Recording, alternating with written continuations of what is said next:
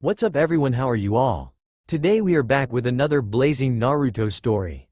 What if the Shinigami fell in love with Naruto? If you enjoy, then please like, share and do comments, and also check the description box to original creator of this beautiful creation. It was a day like any other in the village hidden in the leaves, and just like any other day, guard duty topped the list as one of the most boring assignments one had to perform. It was easy work, and the pay was acceptable, but ever since a certain troublemaker died a decade ago, the village hadn't been very exciting, to say the least. Unfortunately, the villagers and a surprisingly large amount of the shinobi forces partied for 2 days straight, but it switched the joy to sorrow when the Uchiha massacre occurred, with only one member of the clan managing to survive that night. Many, to the present day, blamed the event on the Kyuubi, stating ridiculous things such as it being revenge for destroying its weakened body. As if, damn, kid, at least you knew how to make things more interesting. I'm so bored, I wouldn't even mind chasing that damn cat. One of the Chunin gate guards thought as he lined up a shot with a paper football that was folded into a perfect triangle. Miss it, miss it, miss. The other Chunin guard on duty kept lowly chanting in order to throw off his comrade's concentration while he pressed his thumbs together and pointed his index fingers upwards to form a goalpost, which was meant for the paper triangle to flip through, if successful. Would you shut it, Azumo? Just remember our little bargain when I make this shot. The other guard named Kotetsu barked as he continued to line up his shot. The two had known each other since they were genin, and Azumo knew his chanting was one of the things he hated back then and now. Yeah, as if you'll make it. Just make sure you remember, Kotetsu, that if you miss, you have to take Kakashi's Icha and burn it. Azumo said with a small smirk, remembering the last person who attempted to do that, and shuddered at remembering what happened to the poor fellow. The idiot got a kunai to the nuts for his troubles. Just as Kotetsu was about to take his shot, he noticed 4 figures down the road walking towards the gates and started to smile. Well, looks like we'll have to wait for that now, won't we? He said as he pointed in the direction so his friend was aware of the newcomers. There were 2 tall figures, both of them male, if their stature was anything to go by. One looked about 6 feet tall, give or take a few inches, and had an athletic build that was noticeable through the cloak he wore. The other was a little shorter, 5'11" at least. The final 2 of the group, both looked to be female. They were both about the same height of 5 feet 9 inches, which was tall for females. Their matching cloaks kept their clothes concealed, and their hoods hung low over their faces, hiding their actual appearances. As the group of 4 arrived in front of the great wood gates, Azumo took the initiative to speak up. Halt, state your names and business within Konoha, he said authoritatively. In response, without hesitation, the taller of the cloaked males reached and tossed him a scroll, but continued to walk forward into the village with the other 3 in tow as they passed the threshold of the open gates. Stop, you haven't been permitted to enter yet, Kotetsu shouted, preparing to apprehend them. Kotetsu, it's okay. They can enter, so let them do just that, Azumo stated calmly while his face was frozen in surprise. Here, look at this, he said in explanation, then tossed the scroll to his partner and waited for his reaction. All he got was a small laugh. The entire village was in for a rude awakening, and life in the leaf was about to get more interesting. Location: Hokage Tower, time, 9:55 a.m. Hiruzen Sarutobi, the Sandaime Hokage, also known as the Professor, due to his wisdom, knowledge, and leadership of Konoha, was locked in an epic battle and sad to his arch-nemesis. Paperwork. He stopped to turn and take a look at the portraits of the previous Hokage. As was common for the past several years, sadness and guilt plagued the Hokage's heart as he glanced at the picture of his successor and predecessor, the Yondaime Hokage, Minato Namikaze. Minato, Kushina, he sighed in thought-filled loathing. I'm sorry I could not protect your son well enough. I only hope that you can forgive this old fool for his wrongdoings. At times, I believe this village doesn't deserve what you've done for them. He opened one of his drawers and took out a small, framed picture he'd taken with their son over a decade ago. He smiled as he remembered the happiness of that day. But, just as quickly, he frowned as he remembered how the day ended for the young boy. I will never forgive those bastards for what they did to you, Naruto. May you rot in hell, Fugaku. He began silently fuming, causing his killing intent to unconsciously begin leaking out the more his anger grew. His thoughts went interrupted when a cat-masked Anbu woman with long purple hair flowing down her back and appeared in a kneel before his desk. "Pardon my sudden intrusion, Hokage-sama, but you have some important visitors," she said with a light-hearted and pleased tone in her voice, though managed to remain sounding as professional as should be. Sarutobi eyed the woman for a moment before nodding. "Right, please send them in, Neko-san," the third answered, once again calm, and prepared to see these guests. "Time to see how much you've really changed, lad." However, the Hokage's eyes slightly narrowed when he saw 4 cloaked individuals walk in, followed by 4 more Anbu operatives. "What is the meaning of this?" he said with more than a little heat in his voice. "Forgive us, Hokage-sama, but some of us did not feel comfortable with leaving 4 unidentified individuals with you," one of the other Anbu answered back while staring only towards the cat-masked member. Even with the veiling mask on, everyone could feel the glare that was directed at the purple-haired Anbu. Hiruzen waved a withered hand dismissively. "Nonsense, I can assure you that they are of no harm to me, nor to anyone else of this village. All of you except Neko are dismissed to return to their regular duties." The professor replied. "Sir," the group answered in unison while giving a mild salute as they turned to walk out of the office, the door clicking shut behind them. "Neko-san, could you place a privacy jutsu up, please?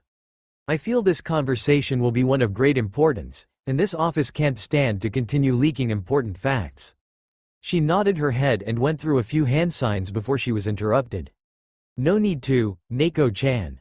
I have another way," the taller of the cloaked individuals offered as he pulled out a small piece of paper with the kanji for privacy written on it. He placed it against one of the walls and spoke. "Permanent seal activation." The old Hokage watched in mild amazement as the parchment replicated itself to every corner of the room. "This is my gift for you, old man. It is a permanent privacy seal that can be activated whenever you want to without the use of chakra or hand signs. Just say, 'seal,' to activate, 'release,' to deactivate." He then removed his hood, revealing his facial features. The male showed himself to have long, spikes blonde hair tied into a ponytail that reached just between his shoulder blades. There were also 3 whisker marks on each cheek, a trait that he possessed since birth, but were thicker now, giving him an even more feral-like appearance.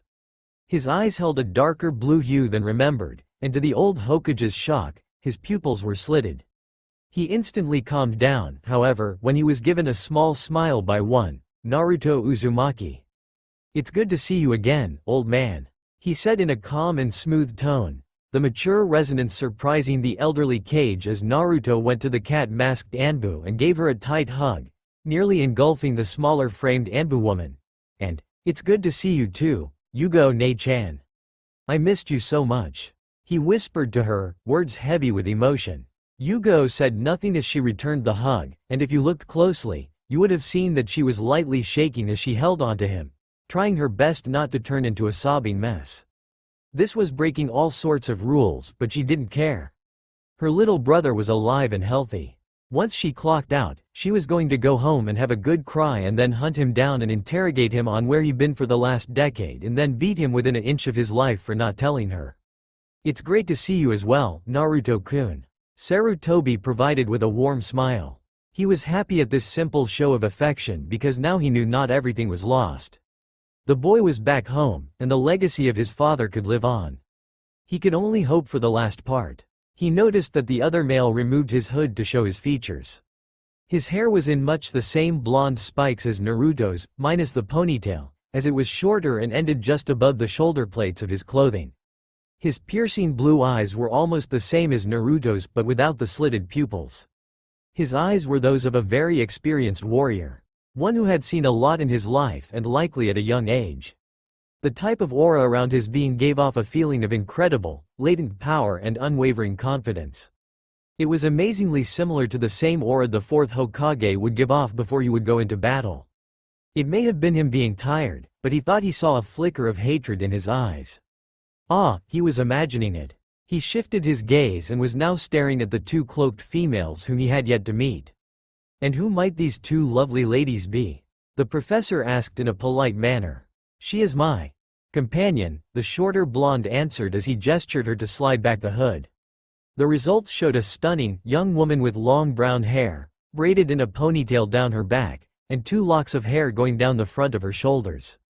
Her beautiful green eyes showed a deep inner calm, as well as the proper base of a strong woman. Good day to you. My name is Aerith Uzumaki. It's a pleasure to meet you, Lord Hokage. I've heard many great things from Naruto-kun. Cloud-kun has grown to like you as well since you were one of the few people that cared for Naruto. She said. Uzumaki? The old Hokage practically yelled in surprise before narrowing his eyes. That is a story in and of itself that could be told later, as it would take too long to iron out all the details. The young Jinchuriki explained, bringing the attention back to him. But to sum it up, we all decided to have the same name since we are practically family. Plus, my tenant told me about my lineage from my mom's side and I would like to revive the Uzumaki name. Sarutobi held his benevolent demeanor, but was shell-shocked. He wondered how Naruto figured out what only 3 other people beside himself knew about his past. He strongly doubted any of them knew Naruto was even alive, so how was he able to figure out the truth? What he heard next made his blood run cold, and effectively answered the question that the Hokage was asking himself. Being sealed in 2 containers that were formerly the wives of Hokages, the Kyuubi was more than willing to comply on informing me of my heritage. Naruto said then, and silence suffocated the room for a few minutes. I see. So, you've figured the truth about your parents, Naruto. I'm sorry that I couldn't tell you myself, but I thought it too risky to give you that information until you were able to defend yourself. Your father had many enemies after the last war. If any of them found out he had a son, then your life would have been in constant danger. My life was already in constant danger, he stated coldly, gaining a small flinch from the old cage, but instantly calmed down. But, I understand your reason and respect your decision. The saddened expression of the Jinchuriki matched the melancholic cadence with which he spoke. It just hurts is all. When I was younger, I always wondered who my parents were. I used to ask myself questions like, did they die? Did they leave? Did they hate me? When the Kyuubi told me who they were, I was relieved, proud, angry, and sad all at once. I never knew them personally, but it hurts to think about them. Naruto admitted with a sigh of someone who had a heavy burden waiting against him. Everyone could feel the pain he was radiating in that moment. It were as if he had been hiding that pain behind the mask of a hyperactive young boy. To everyone watching him, he was trying desperately to hold it in, but he seemed to be losing that fight. The second cloaked girl walked up to him and placed a hand on his shoulder in a comforting manner. I believe he understands how you feel, Otouto, and I know he is sorry for not telling you, but as he said, it was for your own well-being. If you died, then none of us would be together as we are now, she said in a soothing tone. He wiped his eyes and gave her his trademark grin. You're right, I do forgive him. Thanks, Nei-chan. Nei-chan? Sarutobi asked. The last female removed the hood of her cloak to reveal a girl that looked to be a year or 2 older than Naruto. Her sun-kissed blonde hair was straight and flowed down her back as far as mid-thigh. The hair was gathered and tied in a ponytail wrapped in white bandages partway down its length. She had the same 3 whisker marks on her cheeks as the younger teen, only less defined, though she possessed the same slitted blue eyes. If one didn't know Naruto was an only child, they would have. Wait. Who are you, really? You have the same features as Naruto-kun, but he's an only child. You couldn't really be brother and sister? The aged Hokage inquired with an assertive tone. She kept flashing in and out of consciousness, catching the occasional sound of a voice here and there, somehow audible amongst the constant underwater ambience that surrounded her ears. Mostly, what she heard was useless drivel, discussions of what sounded like vital readings that she assumed were hers, measurements, quantities of things, and the like. But on one particular occasion, she could faintly detect the click and thud of a door closing. She then heard a voice coming from a slight, pale-skinned man who wore long black hair in a ponytail that she had come to know as Manaka. Ah, A-sama. How good of you to show up at my lab on such short notice. Knowing who A was, she brought herself to consciousness as best as she was able, given the sedatives she could feel in her system. Opening her eyes just enough to see, but not enough for anyone not looking to notice, she looked out into the room. She saw Manaka standing next to a figure whom she knew all too well, and hated with a passion. Said figure was a tall man, somewhere between 6 and 7 feet in height. He had an Herculean physique with blonde hair and dark skin.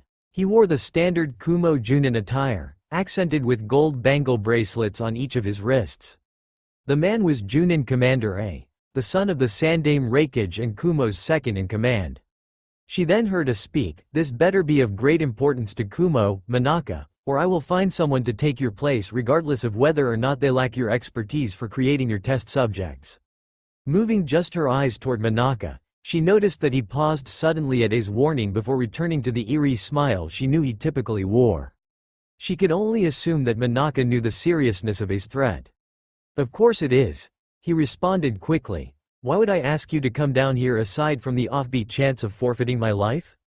Please note the specimen, here," said Manaka, pointing towards Yugito, who decided to close her eyes so they would think she was still unconscious, though she kept her ears open and listened intently.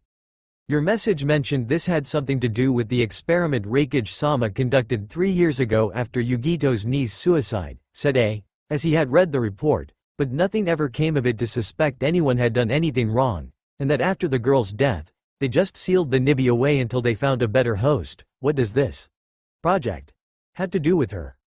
Yes, this has quite a bit to do with Yugito ni, A-sama. You see, since you took over after the previous Junin commander's death 3 years ago, you were only given certain pieces of information regarding that whole fiasco. I felt I should inform you of something that was intentionally left out in his report, and requested Raikage-sama to keep it a secret until now when it would be ready," said Manaka confidently. "You sound quite proud of this little project of yours, Manaka," I observed. "For your sake, it had better be worth it, or you'll be getting acquainted with my iron claw," I finished. This was not the first time he had threatened the man, and if things went well it would not be the last. "Oh, I am quite proud of this test subject, A-sama. Behold, my experiment in all her glory, and the greatness that I have done," said Manaka. The talking stopped, and Yugito assumed that Manaka was again indicating her to A, who was probably studying her visually. Her assumption was proved true when she heard A speak up again. "So, then, what's so special about a naked little girl?" She noticed the disgust in his tone, and wondered if the giant man had thought that Manaka was a lolicon and a pervert. "This is not just any ordinary girl, A-sama," Manaka began with confidence once again. "This girl is an artificially created human, constructed from the DNA samples of Konoha's yellow flash and Konoha's red habanero, and anchored by the Nibi's seal. It was kept secret until this point to keep the other nations from learning of her on the chance that they would try to infiltrate us to either free the girl or kill her. The girl has been absorbing chakra at an astonishing rate. Her power is incredible even without the beast sealed inside of her, and in the years to come, she will be unstoppable." There was a moment's pause on conversation once again before it responded, in a tone that clearly indicated he was both impressed and skeptical. "We will see, Manaka. We will see." A few moments later, Yugito again heard the sound of the door closing. What she had heard intrigued her. She didn't know what their plans were for her yet, but she hoped beyond hope that by the time she was let back out, Kumo would allow Kunoichi back into their regular shinobi forces. 9 years later. "Run away. Must escape. I won't let them poke and prod me anymore," were the only thoughts in the mind of a certain Jinchuriki as she desperately tried to get away from where she was. Her hopes of being able to survive and serve her country under A, the Yondaime Raikage, had been completely dashed. A and Manaka had given the final verdict. They were going to lock her in the laboratories to do more experimentation on her. No, there was no way that she would be denied any longer. She needed to breathe the fresh air she knew was just a wall away. She wanted to smell the trees and flowers that were but a few steps away. She longed for her freedom. Hardening her gaze, she grimaced bitterly as she rushed past a hallway filled with mirrors. The blue skin and crimson hair, for the first time in her life, looked ugly and disconcerting. That was the proof staring at her right in her face, mocking her that she would never be able to be normal, just like Manaka had said. Just picture Mystique from X-Men. When she had woken up, all she could hear were the frenzied cries of that insolent whelp. Some miscalculation must have happened on their part, proving quite fortuitous for her, because she felt far stronger than she thought she should. It was as though she was again completely tapped into Nibi's power, but that couldn't be. So then, what had happened? It would be a few hours later when the head researcher, a woman named Takami who actually treated Yugito like a human being and made her procedures as painless as possible, had personally come over to apologize to her on the mistake that was made. It turned out that the mistake was not as fortuitous as she had initially believed. Time seemed to come to a standstill when she was informed that she was degrading and that she would be dying. What was worse was the admission that she only had a few weeks at most to live. She didn't even know what to feel. Hatred? For Kumo and what that bastard Hokage did to her. Yes, but that wouldn't change anything, would it? Despair? For not being able to ever feel that sense of validation as a living person? Maybe. Anger? For them wanting to still coop her up despite all the damage they've already done? In the end, it all boiled down to negative emotions, and she didn't like it one bit. She was one of the quieter girls when she was a kunoichi in her previous life, rarely ever speaking up unless she had to. She would constantly be aware of her surroundings, choosing to learn as much as she could by watching and analyzing while remaining inconspicuous like any good ninja should.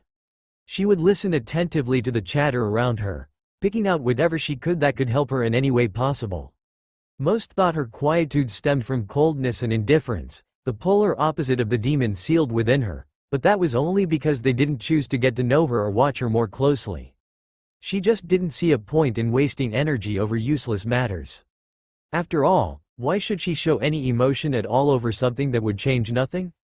Was she supposed to be happy and greet everyone with enthusiasm just because they were testing her? There were more important things to direct that kind of energy towards. Get her. Don't let her escape. Retrieve her at all costs.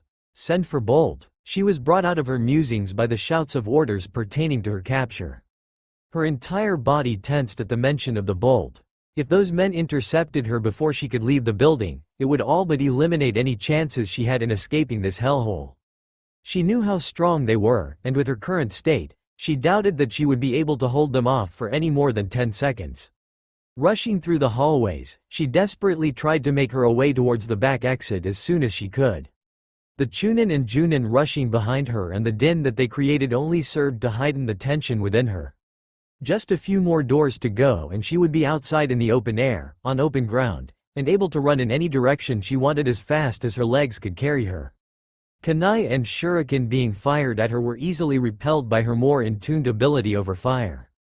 With a wave of her hand, she created a thick fire shield behind her back, easily defending herself against the projectiles, melting all that came into contact with it. These insolent whelps were of no threat to her and they had to know that. But then, why hadn't they stopped their pursuit? It was then that she suddenly noticed that they had, and something didn't feel right about it. Why, all of a sudden, did they stop now?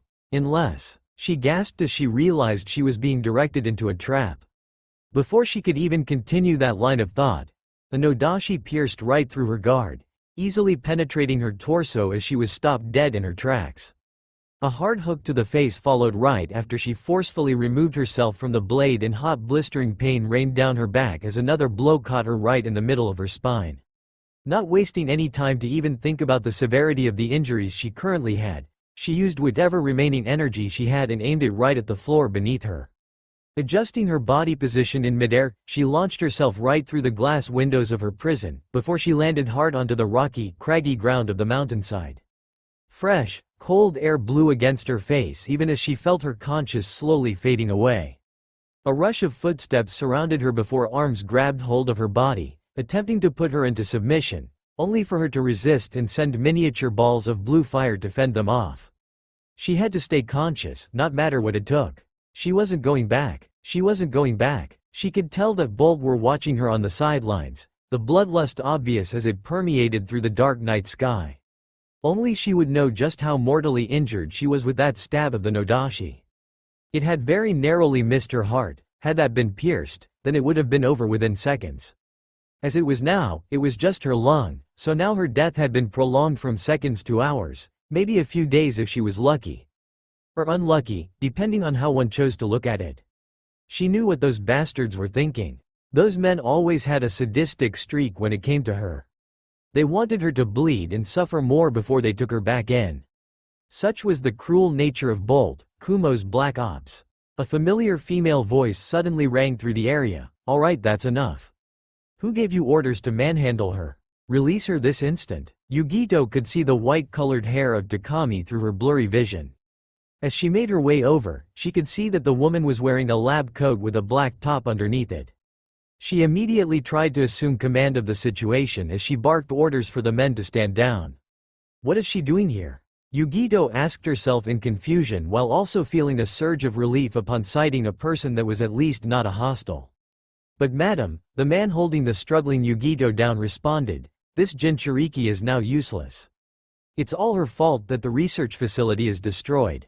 I claim no responsibility to this incident. Rage gripped at her as the voice of that man that had ruined her life echoed through the area. It's much better to lock her up in the laboratories where we use her as a specimen for. Slap. With one swift move, that obnoxious researcher was sent crashing into the ground, holding his jaw in disbelief as he stared up at the woman. Why you? How dare why you? What he got in return was an enraged glare from a woman who had lost all patience. You had better keep your mouth shut if you want to live to see tomorrow, Manaka. Or would you like to find out firsthand whether or not your skin can survive severe acid burns? That was enough to intimidate the man and silence him to his sniffles of pain. Kneeling down, the woman quickly gave a check of her injuries, before motioning for the medical staff to do some emergency treatment. Hurry and get a stretcher. She's gonna go into shock soon if we don't do something. Wondering just why this woman was helping her, the blue girl allowed them their administrations, the pills and injections, but to no avail. She could feel it herself, her life was wasting away. Hang in there, kitten. I'm working as fast as I can to help you, was the weaker response of her tenant. Leave her be. A's boisterous voice resonated in her ears as she heard Takami swear under her breath. The Yondaime Reikage strode onto the scene and surveyed the situation with a critical eye. Manaka stood up while nursing his still stinging cheek and smirked in Takami's direction before turning to A when the big man addressed him. Why have you called me over this, Manaka?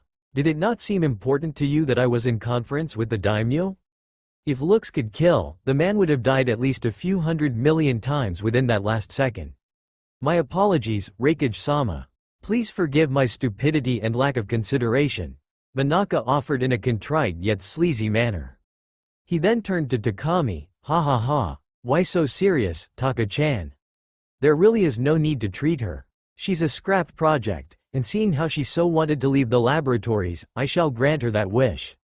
With dramatic flair, Manaka turned to the others and announced, all troops are to return to their normal posts. Medical staff members are to finish their current emergency treatments, nothing more, nothing less. Reikage-sama, if you would, sir, there is still much to discuss about, Blair. Before he could even finish his sentence, a reeling kick met his face without hesitation as he was trampled into the ground. Turning a furious glare to his attacker, he saw Takami standing over him. She yelled at the man she had downed for the second time, who the hell told you I would be following those orders? You just shut up and stay down. Medical staff, you're under my command and will do as I say, or else. Her eyes glinted dangerously, easily convincing them to carry on with their treatment of the fallen Jinchuriki. Ugh, that's so mean of you, Taka-chan. But that's what I like about you. The fact that he got up as if no harm was done to him at all was quite impressive. That or he was used to the physical harm administered to him on a daily basis. Hojo, I'm warning you. Cracking her knuckles, Takami stomped towards the most infuriating man she had ever met in her life. Bolt! The Reikage's voice interrupted her stride towards the despicable little mad scientist. Please escort Dr. Takami to my office for now. What? Within seconds, she was restricted by two of the masked men, leaving a stunned expression on her face as she looked at A. You would go so far as to allow a deteriorating little girl to be sent her death? Just what kind of sadistic monster are you? Relax, Kara-chan, Manaka mockingly assured her, this is all for the sake of science. Even with the demon sealed in her, her DNA makeup is not holding together. She will be dead soon. It will be a pleasant surprise to see how long she does survive in the harsh environments. And just how is this situation a pleasant surprise? Yelling, Takami tried her best to wrestle her way out of the grasps of the two Bolt to no avail. A little kitten, born different than others, now facing elimination in a world where survival of the fittest is the golden rule of life. Imagine the possibilities. What would possibly be her end? Would she end up with her life wasting away, or would she finally find the thing that she was born to seek out? Ah, the suspense. I cannot take it any longer. You crazy maddening fool. Reikage-sama, unhand me this instant. Medical staff, the Reikage asserted, by my orders, you're to finish your current emergency treatments and leave. We shall not interfere with her desire to escape from us. Guards are to stand down and let the bolt take charge. Once she steps onto that road, she shall no longer be accepted back in the facilities building. Kill her if she comes near. Monaka began laughing manically. Ahahaha. This is gonna be great. As he rubbed his palms together in sick anticipation, only to be interrupted. The source of the interruption was a series of large explosions that went off all throughout the research facility, drawing the instant attention of the guards and the Bolt. Without a word, the Bolt members rushed off, followed by the other shinobi. Monaka frowned in displeasure at being interrupted halfway through his speech and could only sigh lamely as he finished off his orders in an anticlimactic manner. Takami, on the other hand, could only gape at the coincidence of all this. If she was a betting woman, then she would go out on a tangent and say that this was actually planned by someone. Come Taka-chan, we must return to the laboratories at once to access the damage. Without looking back, Monaka was already making his way back into the building. The white-haired woman hesitated for a few seconds, took one last look at the girl lying on the ground. She ran over to Yugito and whispered softly, "I'm sorry, honey. If you can, please, survive. And live as long and as happily as you can." She kissed the girl's forehead before rushing off as well. After all, if someone had dared breach their security, she had to make sure none of their secrets were stolen. The bleeding girl could barely understand what was going on all this time, and only barely managed to retain her consciousness as she felt the treatments coming to an end. By the time she was able to lift her head up, the entire area was rid of people. She was alone, with only the rocky ground for companionship. Knowing something must have happened for this retreat, she wasted no time in continuing her escape. Due to a lack of strength because of the blood loss, she had to half crawl, half drag her body across the ground, before finally, her entire body left the grounds of the research facility. Not even daring to stop for a moment, she braved on, forcing herself to ignore the searing pain with each movement she made. "I will survive this," she thought to herself in desperation. "I must survive this." Hours. Days. The length of time she'd been crawling was completely lost on her, as time stopped having any real meaning for her.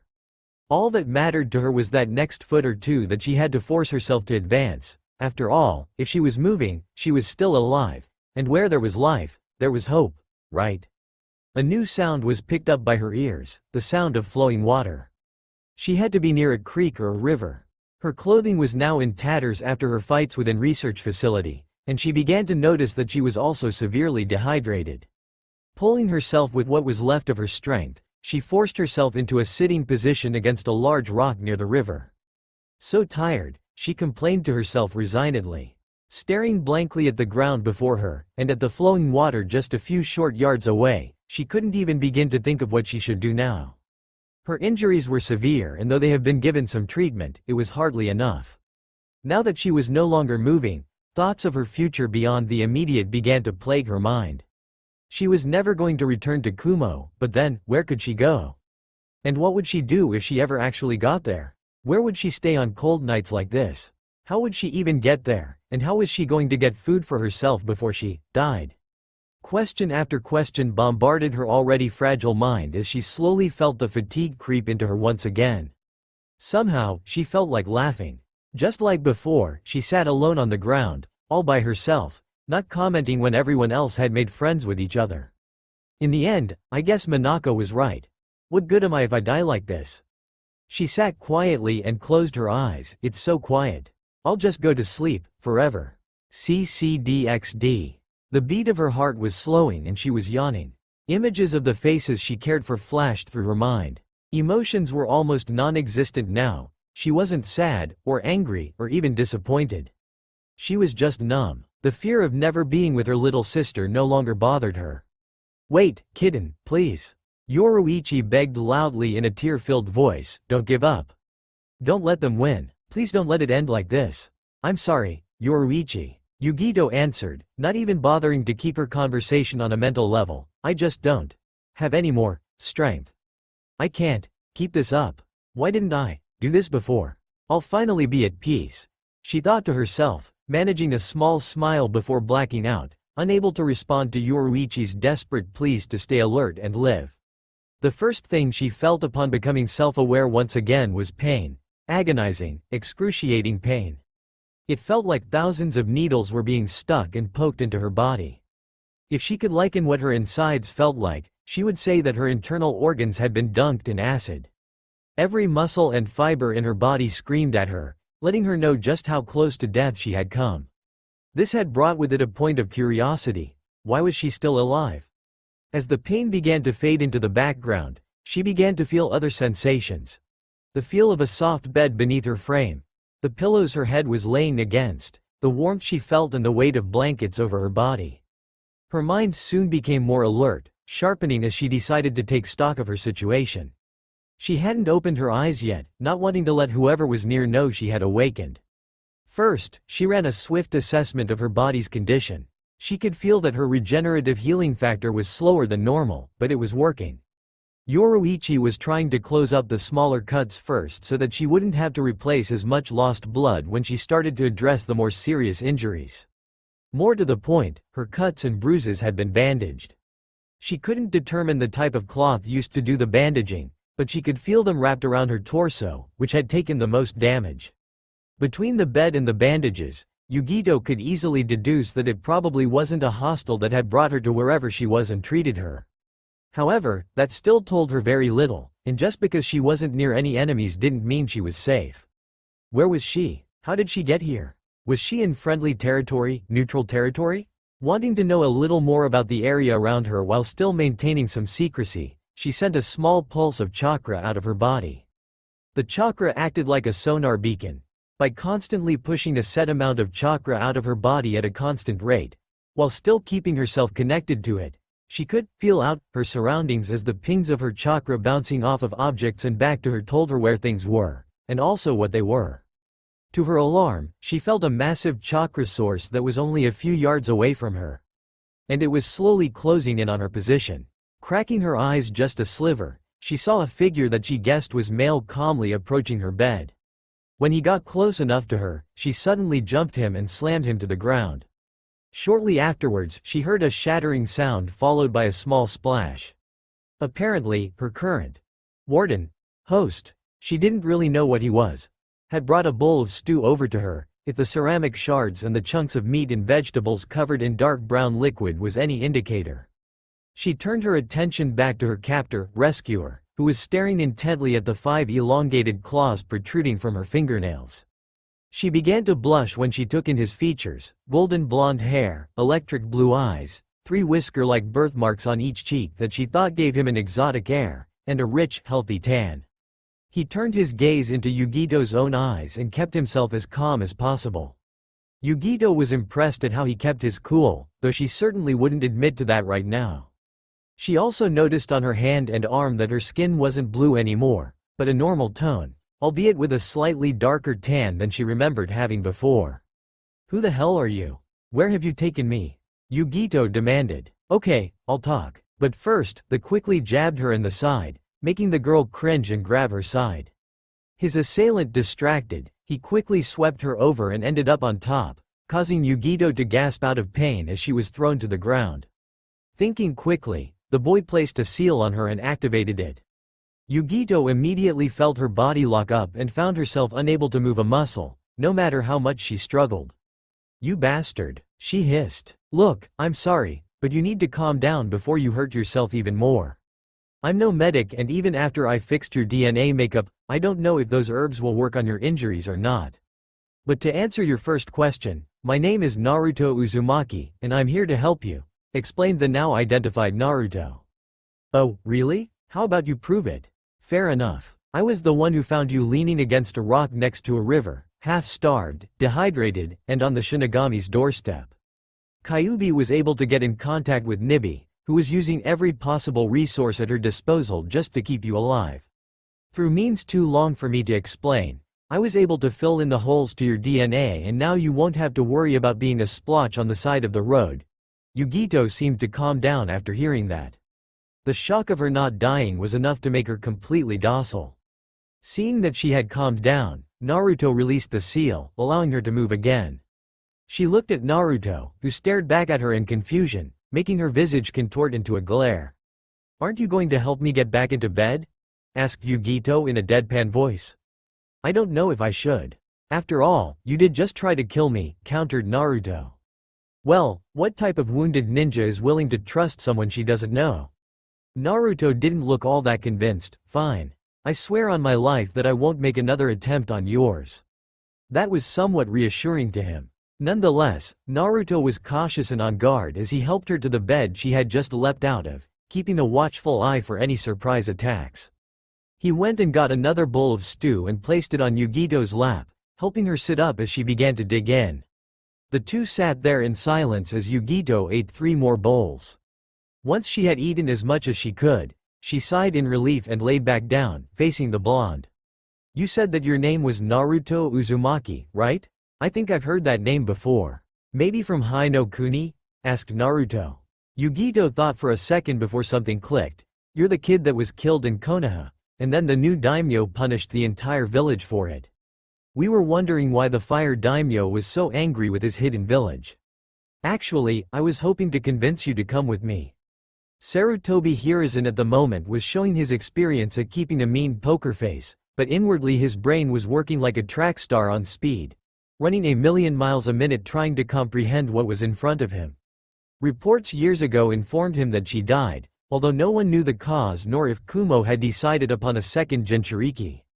Speaking of Jinchuriki, if this were to get out to the public, then serious harm could come to those around her, or even more serious if she were to retaliate to any of the discrimination that Naruto had received in the past and Kami forbid what would happen in the upcoming future.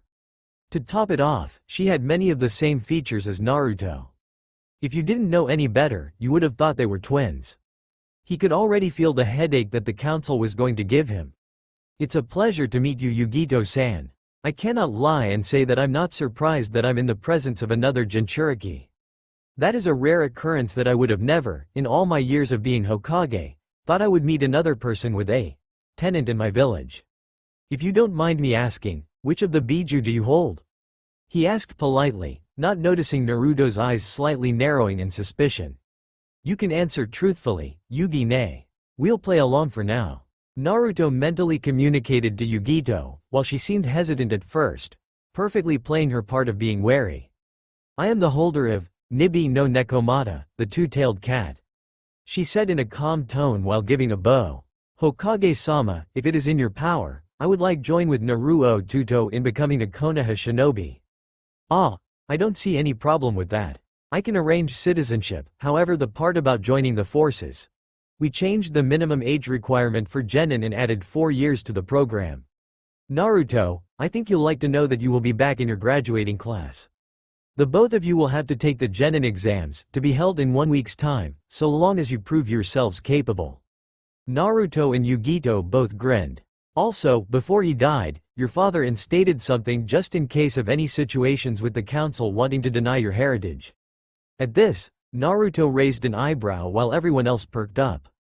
What did he have in mind? Naruto asked. It's a law. It's a special law, for which you have option to approve of.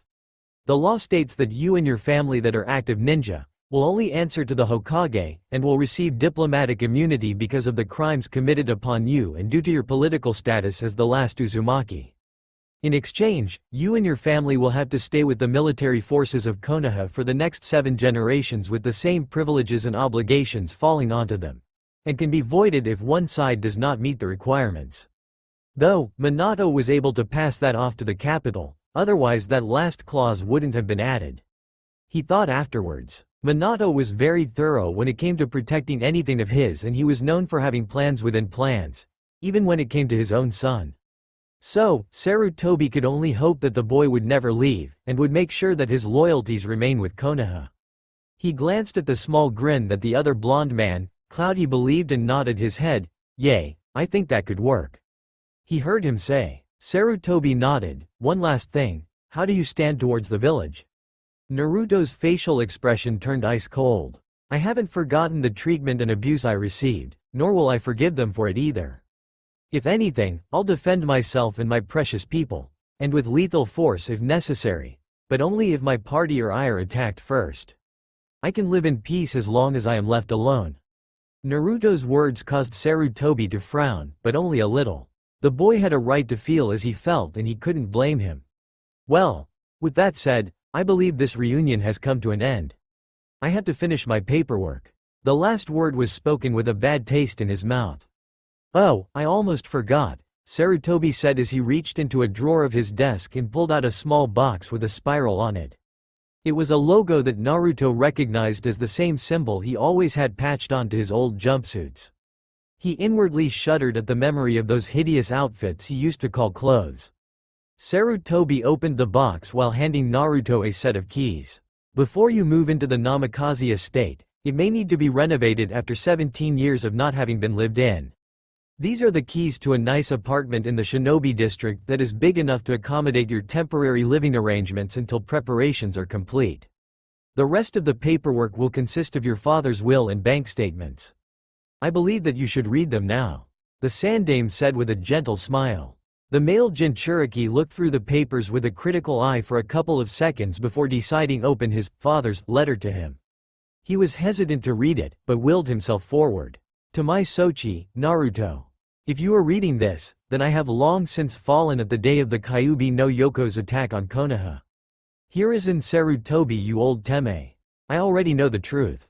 Naruto thought angrily that the old bastard in front of him trying to give him a fake letter, testing his intelligence.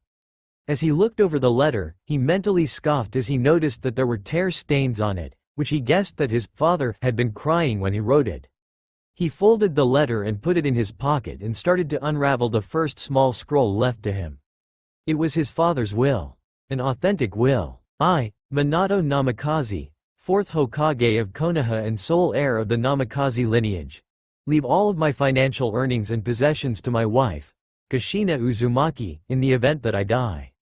If Kushina is unable to take the inheritance due to her death, then everything will be given to any children we may have when they reach the age of 15.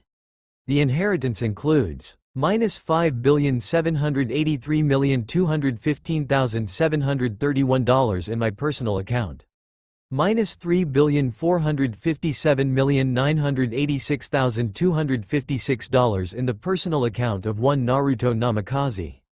My mountain loft. All possessions located on the estate grounds, which includes my library and jutsu scrolls which can only be accessed by blood seals.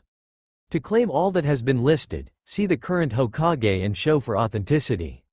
Naruto's left eye twitched a few times, but his mind was on standby while his body was on autopilot while he started to open the second scroll, which turned out to be his mother's will. "I, Kushina Uzumaki, granddaughter of the late Hokage of the former Whirlpool country, and sole survivor of the Uzumaki clan, leave all of my financial earnings and possessions to my husband, Minato Namikaze. In the event that I die, should Minato be unable to take the inheritance due to his death, then everything will be given to any children we may have when they reach the age of 15. The inheritance includes -$3,456,786,465 in my personal account, -$798,243,543,234 of the former Uzushiyogakure no Sato's treasury. This can only be accessed by the blood of the Kyuubi's Jinchuriki. All the celestial weapons of the Uzumaki clan, which are blood-sealed at the residence of Minato Namikaze. My medical ninjutsu, taijutsu, and sealing scrolls of Uzushiyogakure no Sato which are blood-seal at the residence of Minato Namikaze. To claim all that has been listed, see the current Hokage and show documentation for authenticity." Naruto looked at what he had inherited and his eyes went wide as the blood began draining from his face. His body started to shake, followed by the cold sweats, and he actually began to foam at the mouth. He might have just been hearing things, but he thought he heard a low whistle in the back of his mind. It just seemed like too much for him to handle at the moment, and after that short spasm, he just blacked out.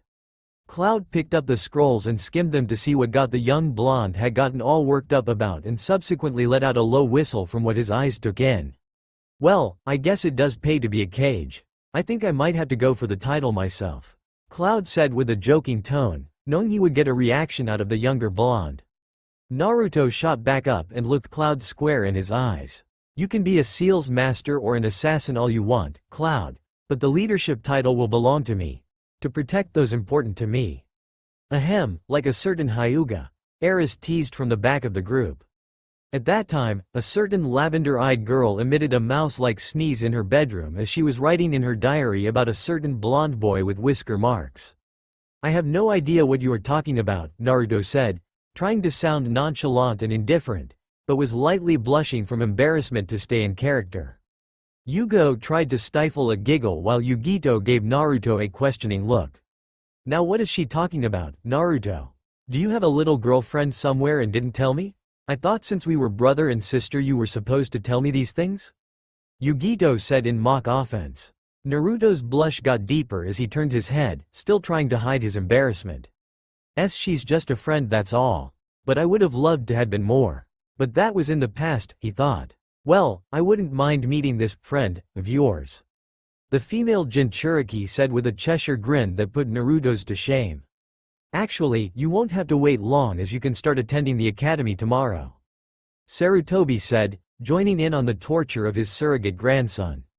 Naruto had a look of betrayal on his face as he went 2 more shades of red. Cloud gave a low chuckle at the situation. Release. Sarutobi yelled to disable the seal and the kanji and seals over the walls disappeared. Just like Minato, was all he could think, fascinated with the ease of the seal's functions.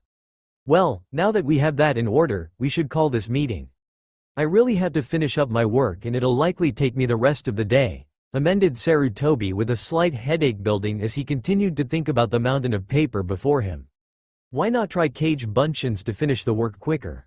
It would cut your work by at least half and you'll remember everything from the clones. Naruto advised as Yugito nodded next to him. The old Hokage's pipe fell out his mouth as he realized the truth in the boy's suggestion. He slowly got out a slip of paper that his students gave to him years ago. On it was a circle and in the circle, it read, "Bang head here." "Stupid, stupid, stupid, stupid," the Hokage said, while hitting his head on the paper on his desk. So, that's how Minato did it so fast, and he took that secret with him to his grave. "Minato, you bastard, why didn't you tell me?" he screamed to the heavens. He made the familiar hand signs and Kage Bunshin no Jutsu. 5 clones of the Hokage, Hiruzen Sarutobi, appeared at the desk and began to split the papers amongst themselves. "Thank you for the ingenious suggestion, my boy. I also have some papers to file for your return and the re-establishing of the Uzumaki clan in the Leaf. So, if you'll excuse me." He nodded to Yugito. "See you soon, Naruto-kun, Yugito-chan, Eris-san, Cloud-san. You too, Yugito-ne-chan. And say hi to Hayate for me, if he's not still mad about the helium in his inhaler. He still gripes about it every time the Chipmunks movie comes on TV," she said through a fit of giggles before disappearing in a swirl of leaves. "See you later, old man," Naruto said to the Hokage as he and his family walked out of the door. Sarutobi could do nothing but smile now that the young lad was back. He seemed to be the same boy that left all those years ago, but something was drastically different about him. He had somewhat of a Y attitude and the aura that he and the young girl had around them expressed that they were strong as well as skilled. Things are going to be much more interesting in the village now. The third thought, but he would have to muse on that later, for now he had work to catch up on. It was then that he pulled an orange book out from his desk. "Seal. Yes, I think I could get used to this," he said as a mischievous giggle escaped the old man's mouth. Phase 1 complete. Now on to Phase 2. I guess shutting the door didn't help after all. Naruto sighed when pretty much everyone in their vicinity looked towards the Hokage tower, and started to hear the Hokage scream, "Die you little bastards," followed by psychotic laughter. Naruto, Cloud, Eris, and Yugito were walking the streets of Konoha. Everywhere they went, the whispers followed. Children and teens looked on with curiosity, while much of the older generation recognized the young male of the group, and by now they had removed their cloaks off. Naruto wore a dark blue, sleeveless shirt that accented his well-toned abs and chest, showing that he had been through much training. It was a mature form for a 15-year-old to have. A long red cloak was tied around his neck, covering the bottom of his face so only his eyes and the top of his nose were revealed. His dark blue pants were a little baggy, kept at a loose fit, so that his pockets were easier to access for any type of item or scroll he may have been carrying.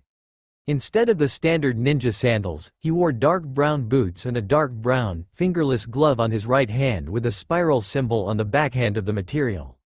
The glove on his left hand looked like the glove on his right, only this one had retractable, gold-clawed fingertips that were mostly hidden when not in use.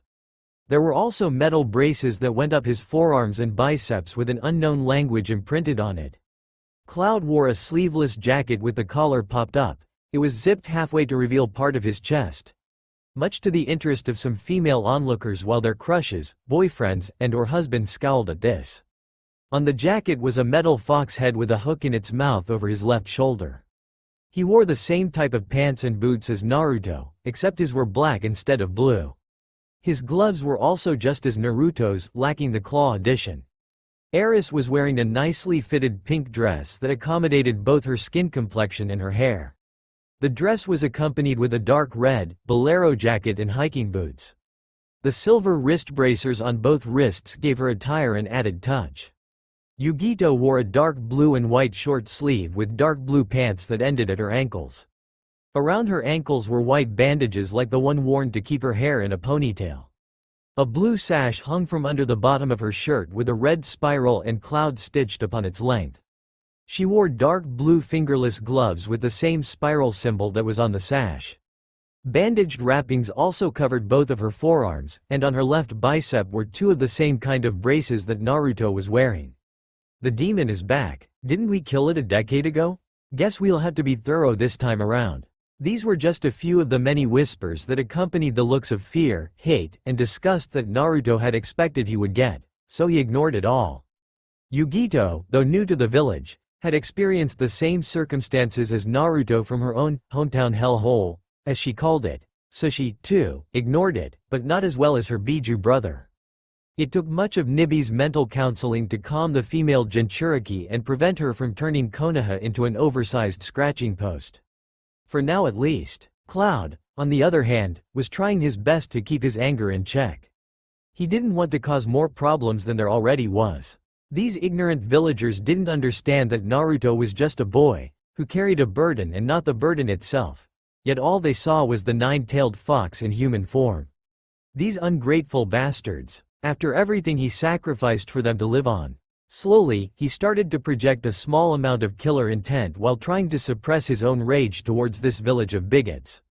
A moment later, he felt a delicate hand entwine into his, bringing him out of his upset thoughts. He looked to Aerith and saw pure concern for him in her eyes. Cloud hated to have her worry about him, but he knew it was only because she cared for him. He cared for her more than life itself, and her presence always managed to bring peace to his heart. The silent conversation they had quickly diminished all the pent-up anger and frustration. He decided not to give in to his inner darkness, which could lead to bad repercussions. For the villagers anyway, their moment was brought to a halt when a large crowd formed in front of them. It looked to be about 30 villagers with random weapons such as bats, pitchforks, swords, etc. One fat villager holding a bat began to boldly walk up to Naruto and decided to grab him by the collar of his shirt. "You got some damn nerve showing your face and tainting our village with your presence, demon." He spat in anger, but his speech was slightly slurred, and he completely reeked of alcohol. Many of the other villagers in the group loudly agreed with what the fat man said. Chants of, "Kill the demon," and "Die, demon," began coming from the rest of the crowd as they instigated the confrontation. "Sir," Naruto began patiently, "it is plain to see that you've been drinking and don't have full control over yourself. So, if you wouldn't mind letting me go, I'll be on my way, please." Naruto finished in a completely calm tone.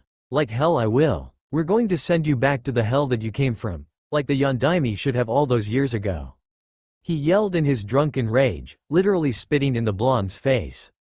Cloud was about to intervene, but a slight twitch from Naruto gave him pause. Naruto didn't even frown. "If you do not let me go, I'm going to take that bat from you and turn you into a living, breathing lollipop. Now, are you sure you really want to ride this train?" Naruto replied in the same calm tone, a single brow raised in question to reinforce the meaning of his words. Cloud turned his head while Aerith and Yugito looked on with anticipated smirks on both of their faces. "Drunkenly why?" the fat villager sneered. "Well, choo-choo mother f you." A certain Anbu, Black Ops shinobi, was going about his duties. "Check the northern perimeter for any problems and maintain the peace in that same area."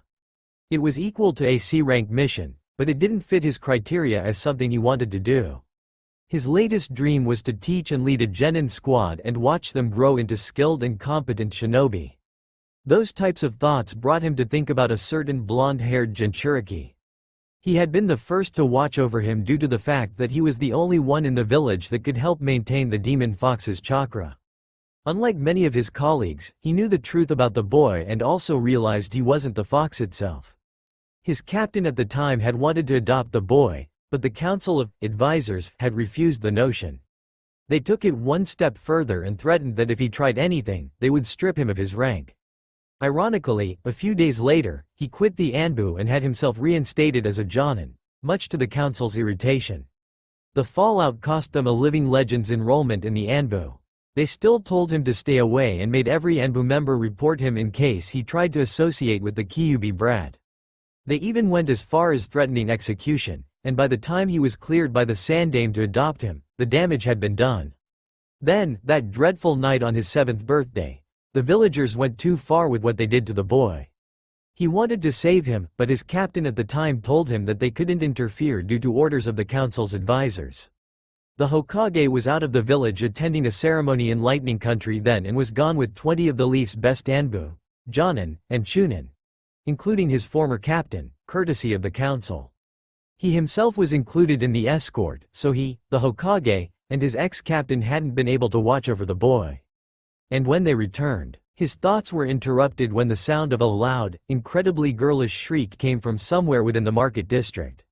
A small smile crept upon his face as he immediately guessed who was responsible for the poor soul that was screaming bloody murder, because he was foolhardy enough to mess with an abused and pissed-off 17-year-old, who had the power to utterly destroy them all. Things were going, just like Toby predicted. Welcome back, Kyuubi Jinchuriki. Flashback 12 years ago. Everything was quiet in Konohagakure no Sato, or the village hidden in the leaves. After all, it was the dead of night. Villagers and shinobi alike were sleeping soundly, save for the few Anbu who patrolled the village. Yes, it was all quiet, except for one boy screaming into the night. The boy was 5-year-old Uzumaki Naruto, who was currently running for his life. Once again, for an unknown reason, a small mob of Konoha residents decided to take their anger out on him. He would have made it out fine, had it not been for the few shinobi who joined them. Naruto winced as several shuriken embedded themselves in his back and legs. He merely tore them out and kept running. A few shuriken would be the least of his problems if he allowed himself to be caught. Demon, a voice screamed from the crowd. Others joined him, calling the boy a devil, or demon spawn. Finally, an old lady's voice called out, "Die you fucking monster." Naruto felt rocks begin to pelt him, as the few shinobi had run out of shuriken to bombard him with. Ah, Naruto thought bitterly, there's my favorite name. Idiots, why can't they leave me alone? The boy continued running, turning into an alley. Much to his misfortune, a chunin in the mob blurred through hand seals. Doden. Doryuheki. The small boy didn't see as mud flew out of the chunin's mouth, flowing rapidly past him and forming a wall of earth that created a dead end. Naruto ran to the newly formed obstacle and started pounding on it in vain, praying it would break. "Come on you stupid wall, you're gonna get me killed," the boy yelled, pounding on the hardened mud wall. Naruto jumped as he felt something massive brush by his head, missing his left ear by inches. He stepped back and saw a Fuma shuriken. Naruto looked at the mob not 20 feet from him. "What is wrong with you people?" he yelled angrily. Some people in the crowd had the nerve to laugh. Their laughs were hollow and evil, doing nothing to quell his fear. "Oh, there's nothing wrong with us, demon. You see, you've been allowed to live for far too long. We've stabbed you, burned you, bludgeoned you, and even poisoned you. But you keep living." A man with a butcher's smock and large knife stepped up. "You've managed to survive us this long, monster. Now you're gonna die. I don't think even a demon can live without his head." Several chunin threw their remaining shuriken at him. The bloodied and cut boy knew he would survive them, until they formed a cross-shaped seal. Cage Shuriken no Jutsu. Naruto could only watch as the few shuriken became hundreds, filling any empty space in the alley. He was as good as a human dartboard. The Uzumaki crouched down, bringing his knees to his chest and shielding his head with his forearms. "Ah!" Naruto yelled as he felt metal slice into his body. Miraculously, his torso and head were fine, but his arms and legs looked more like pincushions. He cried while tearing the shuriken out, causing him to bleed profusely. Red chakra began to seep out, healing his wounds quickly. After a few seconds, the boy looked unharmed. Completely exhausted, but unharmed. The mob looked at him in horror. You see, a Chunin yelled, he truly is a demon. No human could heal themselves that quickly, not even the slug Sanin, Tsunade. More cries echoed out for the boy's blood. Kill him. Sandame's law be damned. We'll be heroes. The mob advanced on him, ready to kill. Naruto tried to move, but found himself bound by a shadow. Shikoka Nara, member of the shadow manipulating Nara clan, had his hands in a seal. His cage main no jutsu made anything his shadow touched mimic his actions. Unfortunately for Naruto, he was the target. The Nara spread his arms out, forcing Naruto to mimic him. Naruto stood as if attached to an invisible crucifix. Good work Shikoka, a large, round man said, patting his shoulder with a beefy paw. The man had a wild mane of hair and wore samurai-esque armor. The man's tiny, hateful eyes glared daggers into the boy. This is for the Akamichi clan, monster. Buben Baika no Jutsu. Chocho Akamichi's fist began to grow the size of the boy's chest and began delivering vicious blows to the defenseless boy's torso. Naruto screamed out in pain as he felt his ribs being broken and mended just as quickly. His red chakra was working overtime to keep the boy in stable condition. After what felt like an eternity, the giant ceased his pummeling, pleased with himself. As the Akamichi left, a man with long blonde hair passed him. Hello Gaki, my name is Inosuke Yamanaka. My clan specialized in jutsu involving the mind. Let's see how much a demon like you can take. More pain flooded the already beat boy, this time in his head. He tried to grab his head but his body was still stuck due to the Nara. Does it hurt, boy? Does it hurt like all those people you killed? The man yelled. Ah, stop it. I didn't kill anyone. I'm just a kid, Naruto pleaded. Inosuke frowned. Of course you did, demon. You destroyed half the village. He focused more killing intent on the boy, magnifying the mental torture he was going through. I didn't kill anyone. I swear. Lies, a woman screeched. Naruto vaguely saw a flash of dark blonde hair before the woman began stabbing him rapidly. This is for my brother and my son. With each word, she stabbed him harder. She finally grabbed the boy by the hair and slashed his throat. Blood spilled out from the boy's chest and throat. Pain flooded the Uzumaki. Naruto used the last of the air in his lungs to scream in agony. I've done it, the woman yelled, her eyes wide like a lunatic. I've killed the Kyuubi. The Haruno clan will be famous once again. Everyone will love me and my Sakura. I win Kushina. Not you. Me. You Uzu whore, I won. The woman fell to her knees, hugging herself and smiling an insane grin. The crowd erupted in cheers. The boy felt his consciousness slip away. When he awoke, he was in a sewer, standing next to giant metal bars that sealed part of the room off and shrouded it from view. Back again, Kit? A demonic voice shook the room. A 4-story tall demon slowly made itself visible. It's not my fault. There was a Nara and that bitch Haruno killed me. You aren't dead, merely unconscious. You'll awaken soon, much to the mortal's displeasure. So if I'm not dead now, probably a Hyuga or someone will finish me with a jukin to the heart. The fox let out a laugh. I think not, Kit. After all, whether they know it or not, that clan is still in the debt of my father. Without him or his L lineage, there would be no Byakugan. Just like how without the sage, there would also be no Sharingan, Naruto stated. It looks like you aren't as dumb as I thought, excellent. I will not tolerate a weak vessel. So, while we are waiting for me to wake up, I have a few questions for you. Kyuubi-sama. Kyuubi once again roared his laughter.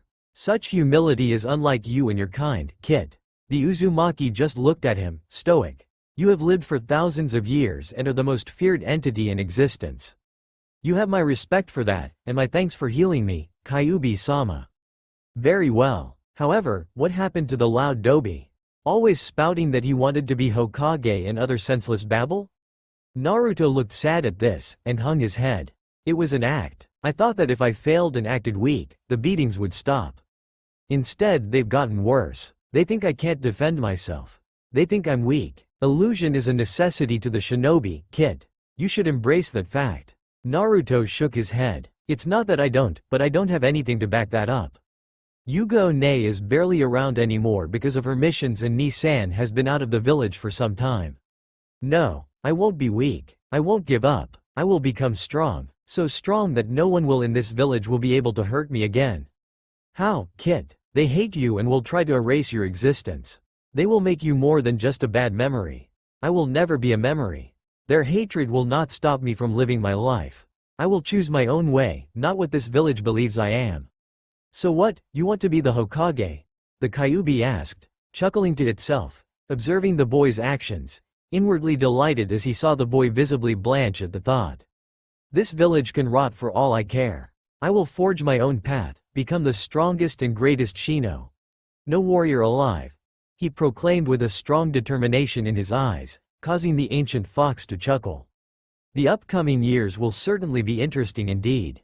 Kit, the demon said seriously, you've made an oath, something we Bijuu and demons, especially Kitsune, do not take lightly. Protect them with your life. The Kyuubi looked toward the ceiling. Ah, you'll be leaving soon. Naruto looked livid. But I didn't even get to ask you a question, he yelled. Naruto could feel his presence dissipating. He had maybe a minute. You may ask one thing, and I swear on my honor I will answer truthfully. After looking at the fox and seeing no trace of deception, Naruto eased. Thank you. I want to know why you attacked Konoha and who my parents were, if you have the information. You are in luck, Kit, I know both.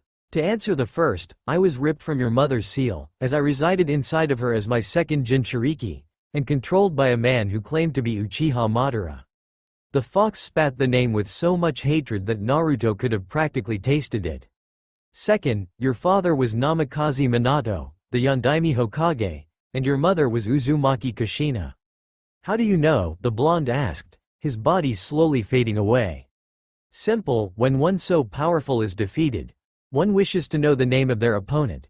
Besides, I practically raised your mother. With that, Naruto faded away. The first thing Naruto felt was the antagonizing pain he was in. He checked his body for wounds, but found none. That didn't help the blinding agony he felt. He stood up, seeing the mob walking away with their backs turned. Naruto figured that his conversation had taken up maybe a minute of real time. I'll remember my promise, Kyuubi-sama. And I'll no longer be the Dobi. The last known Uzumaki stood up, tearing the remains of his blue shirt off. It would only hinder him. The boy was clad in nothing but black shinobi pants and black sandals. Naruto felt oddly calm. It was as if he knew, for the first time in his life, he would be safe from harm. He stared at the mob, his eyes focusing on their retreating forms. Hey, Naruto said in a deathly calm voice, causing the mob to freeze, aren't you forgetting about me? The mob stood in shock, seeing the boy standing alive and well. How are you still alive, you fucking monster? Inosuke spat, advancing on him. You obviously need some more of my technique. The Yamanaka made a hand seal. Naruto's eyes flashed open for a moment, before retaining their determined expression, never noticing the red tint his eyes and hair started to take. The Yamanaka felt the familiar feeling of his soul being drawn into another's mind, where he could destroy it. There was a brilliant flash of white light, and then, shockingly, a demonic laugh. The mob smirked in sadistic glee, waiting for the screams of pain to come from the blonde, only for their blood to run cold when a dark smile appeared on Naruto's face. Inosuke landed with a small splash in an unknown area and looked around his mind, not remembering this. It was dark, impossibly dark, and it stunk, almost as bad as the Inuzuka kennels. Not being deterred from justice, in his mind, he continued walking through the darkness. I've never seen a mind this dark in all my years, nothing less from a demon. The Yamanaka walked blindly before walking into a metal pole. He looked up from the ground, only to see giant steel bars. On the outside, he could see torches lining Naruto's sewer-like mind. It looks like I'm in some kind of cage. Perhaps it's a mental precaution, he asked himself. He attempted to walk through the wide openings in the bars, only to find himself being thrown back by an invisible force. This doesn't make any sense. There's no reason to keep me locked in here. Then it hit him like a sledgehammer. Unless I'm not the one being kept in. He slowly turned around, only to meet a cold nose. Inosuke felt his stomach drop and filled with absolute terror. I'm in the Kyuubi's cage. Red eyes opened in front of him and rows of giant white teeth began visible as the creature grinned. Very good, mortal, you are indeed as brilliant as your clan presents itself to be, Kyuubi said sarcastically. I would have never believed the kid to be so intelligent. And to think, Kyuubi put on a fake touched voice, he even remembered it's been so long since I had a meal. You might be all skin and bones, but you're better than nothing. The man trembled. Please don't eat me. I'll be good, I promise. I won't do any more to him. Kyuubi gave a harsh, barking laugh. Ha ha ha, ignorant whelp. You bastards are even worse than some demons and devils I know. Now, I suppose I should tenderize my meat first. Kyuubi brought a paw down on the man about a dozen times. His screams of pain and agony was like music to the giant fox's ears. Inosuke laid broken on the wet jail floor. Still alive? How perfect. I always like my meals to scream. Kyuubi licked his muzzle, before devouring his prey from the feet up. Slowly. Outside of Naruto's mind, a few seconds after Inosuke had finished his jutsu, he let out a blood-curdling scream. Naruto watched in indifference as a loud snapping noise was heard as he fell to the ground, never to move again. Naruto raised his right hand. No. A wild wind began to form in the alley as a dark red energy, unlike any chakra ever felt and for some of the shinobi, more insidious than Kyuubi's own lightly funneled around Naruto's body. I am not the dobi you believe me to be. I won't be your fool, nor your punching bag anymore. The wind picked up, causing the villagers in the mob to be pushed slowly backwards. The shuriken that were stuck in the mud wall were shaking. The rocks in the alley slowly began to move.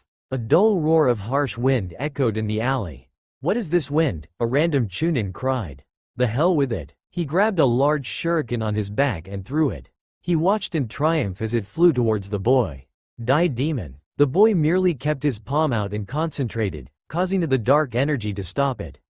The shuriken hovered, the points facing away from the blonde. With a flick of his wrist, the shuriken flew back, hitting the man sideways and throwing him and several others out of the alley.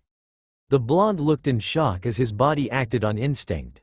It's like my body's acting on its own. The wind picked up to such a degree that even the sparse shinobi in the remaining crowd had to focus chakra into their feet to keep standing. The mob looked at the boy in fear. Run! The Haruno yelled, having stuck around by holding onto Akamichi Chocho. The demon will murder us all.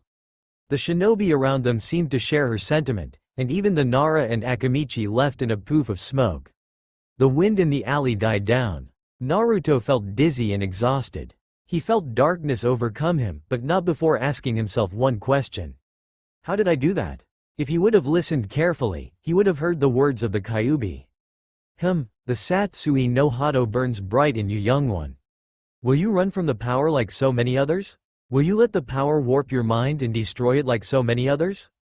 Or will you rise up and do what not even your own mother could not fully do? Master the intent and retain your humanity? Only time will tell me if you will be worthy of being my true successor and give me the challenge I've waited millenniums for. I will invest a lot of time in you, kid. Don't disappoint me. The fox mused before settling himself back down to take a nap. He would need his rest. He had a kid to break in the wonders of training. Present day, day 2 of Konoha return. Kid, off your ass and on your feet. Boomed a older, deeper voice attempting to wake the Namikaze boy. Said boy groaned as lifted his head off his pillow, wiping the small line of drool from his lips and turned his head towards the little dark red fox that was sitting on its hinds at the end of his bed. You know that I sometimes suffer with insomnia. It's still dark outside, the academy doesn't start until 10, and yet you wake me up at 4:30. He whispered in annoyance, voice getting higher the more words he say. Oh, I'm so sorry Naruhime, I didn't know you were in need of more beauty rest. The red fox sneered telepathically with more of an insult than sarcasm. Naruto scowled at the insult but said nothing as of now. He was woke up every morning the same way and he grown used to it, but still he loved to make fun of his tenant. The Kyuubi no Yuko, known to be powerful enough to destroy mountains with a flick of one of his tails, reduced to nothing but being an annoying mother hen. He said with a smirk, knowing it would piss the fox off. And piss off it did if the dozen tick marks appeared on its head. And just for that you can wear triple the weights today. Kyuubi countered with a grin growing as the boy's smirk vanished instantly. Now move so we can be done in at least 4 hours, then we'll spar with the kittens until we have fun at the academy, as he smiled evilly. A light sigh left the Jinchuriki's mouth as he remembered his old days at the academy as Dobi Naruto Uzumaki. The small obnoxious child who always craved for even the smallest bit of attention and even went as far as to pull pranks and be a loud hyperactive idiot in an orange jumpsuit. Then his choice in girls was fawning over a pink-haired fangirl who fawned over a pampered raven-haired prick with a superiority and inferiority complex. He shuddered at the memory when he used to ask her for dates all the time and try to gain her approval when all she did was belittle him and discourage him. He looked the other way and watched the 2 sleeping women that also occupied his bed. One was the lightly snoring Yugito, whose head rested on his left shoulder as she only slept in an oversized t-shirt that belonged to him and a pair of black boy shorts that showed little to the imagination. The purpled-haired woman's eyes fluttered open, showing him her beautiful yellow-colored slitted orbs, and she spotted him staring. She gave him one of those saucy grins of hers she knew he loved so much. Naruto was everything she had ever wanted in a man: brave, strong, and good in the bedroom.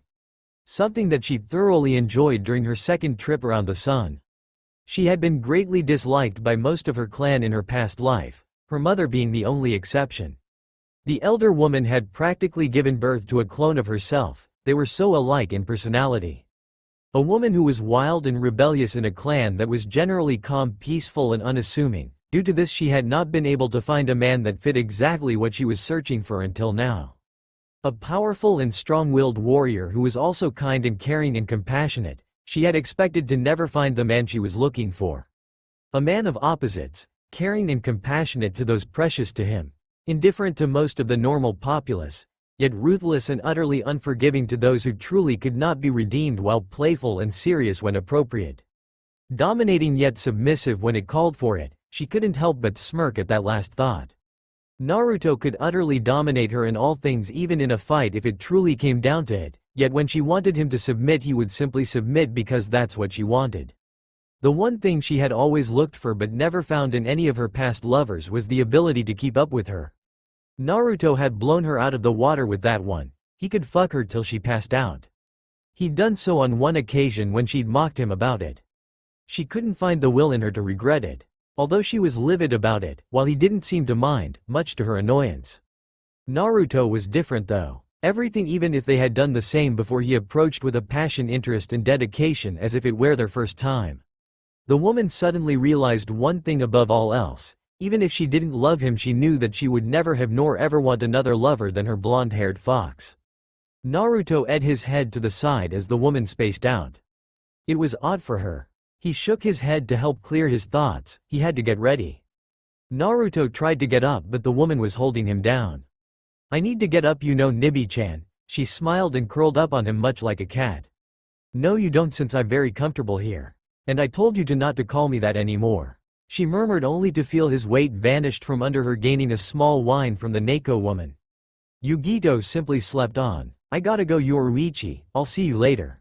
He shot a look at the second, still sleeping Yugito. She was really tired, so let her sleep for another 3 hours, then have her meet me on the roof. Yoruichi sighed with a bit of frustration and amusement. "Boss lady wants some help with the newest crackpot scheme she came up with later, so I don't know when I'll be back." Naruto mumbled in thought, wondering what boss lady had in mind. "Okay, I'll see you whenever then." He pouted a bit before it brightened in a mischievous grin. "Have fun." "Bye. Bye." Naruto left and began to leisurely stroll towards a training ground. While walking, he decided to devote some time to think about what happened yesterday. He smirked as he remembered the meeting with the council. Naruto and his entourage were being escorted to the room where all of Konoha's clan heads and civilian council were having a meeting. It seems after Naruto's little stunt with the villager pissed off and scared a lot of people, and they were immediately asking for his execution. The Hokage denied the notion and said it was on account of self-defense and that the man didn't have the right to attempt to attack a boy who wasn't even a ninja, stating it was a dispute between 2 civilians. Many tried to argue but was instantly silenced when the old Hokage started emitting killer intent that would make a herd of elephants piss on themselves. Yelling and screaming could still be heard down the hall as they walked up, but was stopped abruptly by the impressive amount of killer intent they were feeling behind the door, but none were affected by pressure. Well, the old man has a set after all. That, or he is making a show in order to prove to me that he is looking out for my best interest, and thus Konoha's interest. Naruto thought with a barely noticeable smirk. The door opened to the room and was amused how many hidden invisible Anbu guards and Junin were in the room.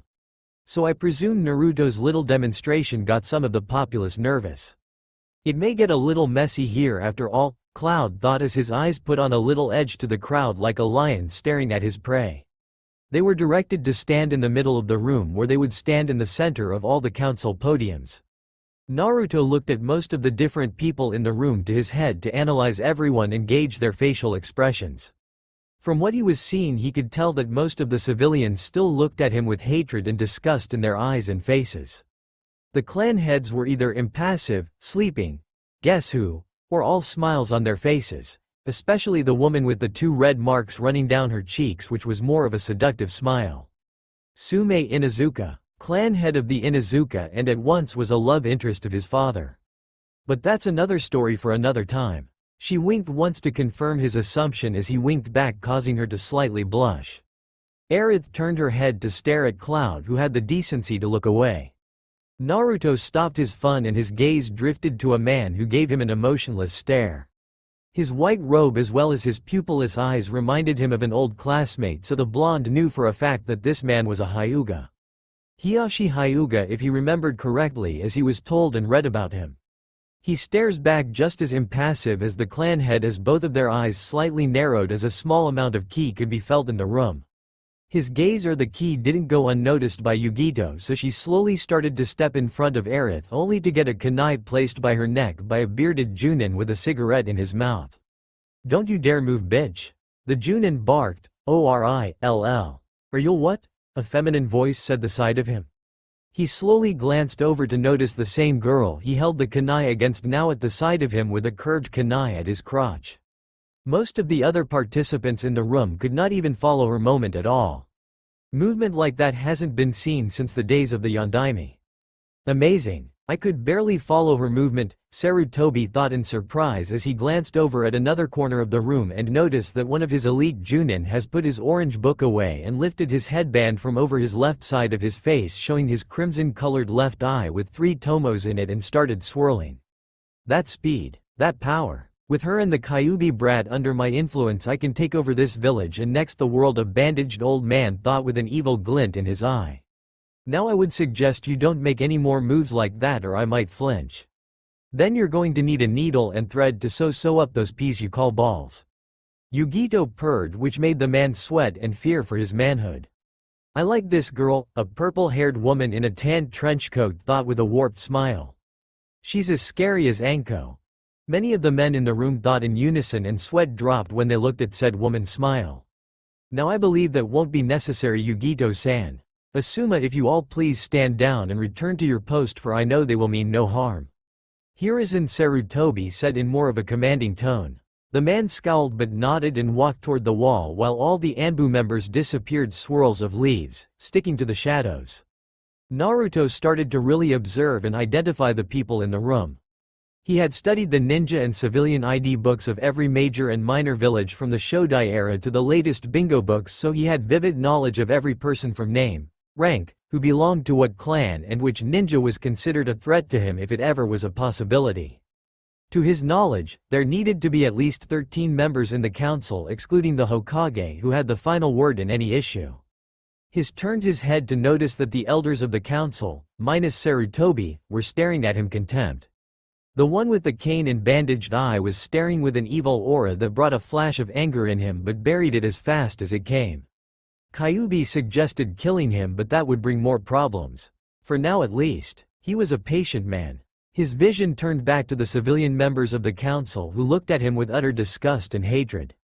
He stared back with indifference intentionally, which made a few snarls be heard until he narrowed his eyes dangerously on one of them, in which wasn't missed by any of the other occupants in the chamber, who he couldn't help but shoot her a large concentrated blast of ki that she only felt, which in turn made her take a sharp breath and stare back at him with pure terror. He didn't care if they hated him. If they were too ignorant to know the difference from the jailed and jailer, then that was them. He will never forget that night until the day he dies. Actually, he should thank them for they made him who he was now. But that one council woman who vowed on it the day that he left. She will die. Finally, there were the shinobi council that consisted of the major clan heads. There was Sume Inuzuka, who was still flirting with him with her eyes, of the Izuzuka clan, Inoichi Yamanaka of the Yamanaka clan, Hiyashi Hyuga, who was still staring intently at him, of the Hyuga clan, Shusa Akamichi of the Akamichi clan, Shikaku Nara, who looked half asleep, of the Nara clan, and Shibi Aburame of the Aburame clan, who looked like an Aburame. They all seemed to acknowledge him and his entourage one way or another. His musing was stopped when he heard the old Kage's voice. I called this meeting today to discuss something of great importance that will affect the village in the future. Before that, Hokage-sama, we need to kill that monster now before he can repeat his crime 10 years ago, said the rather upset civilian council member who Naruto just shot the key to, not remembering the feeling she just felt. And what would that crime be?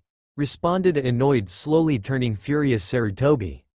That vile demon spawn caused the imprisonment of more than 50 innocent villagers and shinobi, a dark blonde-haired woman almost shouted. And he manipulated Itachi Uchiha to massacre the entire clan in retaliation. Also, he attacked an innocent civilian. You know perfectly well that it was the people who started it. Because as I remember it correctly, you had a front row seat, Haruno, and I dare you to call him a demon one more time, or I will see to your public execution personally because of you breaking my law. Thundered Sarutobi, all the while emitting a massive amount of killer intent that even scared his former teammates. Shikaku Nara actually sat up straight, eyes wide. Oh fuck, he's pissed. In the world of shinobi, there are several little facts that anyone learns quickly. One is that one doesn't become a Kage without being the strongest, most powerful ninja in the village, and secondly, that being in the same room as an angered Kage meant one of few things. Someone was either going to be demoted, killed, spending the next few years either performing D-ranked missions or recovering from the most severe beating of their life in intensive care. From the look on the Sandame's face, it looked like all of the above was about to be added to the ever-growing list. After taking some deep breaths and calming down, the Hokage continued, as far as the innocent villager, I have reports from Anbu that he attacked first and his very disturbing defeat was brought down upon himself. This brought a few snickers from various people in the room. Yea, he was being troublesome and he was turned into a lollipop, as the reports say, Skikaku Nara adding his 2 cents, in which brought more chuckles from the shinobi side of the council while the civilians glared at the Nara. And while the intentions of the Uchiha massacre are still unknown till this day, there is no way he could influence anyone if he wasn't even in the village at the time and hasn't been in the village since the incident that involved him. Where has the Uzumaki child been then for the past decade then? Questioned the elderly councilman named Homura. Away with his family. Sarutobi replied, with many of the civilian council were in an uproar. And before anyone asks any more details, I've labeled the detailed of S-class importance that will not be talked about, as well as what the rest of what we will be talking about. Failure to comply will be looked at as an act of treason and the offender will be executed immediately. Which shut them up immediately. With that said, it seemed like the atmosphere in the room was getting thicker with every passing second. Hokage-sama, can I ask something? The bandaged advisor asked.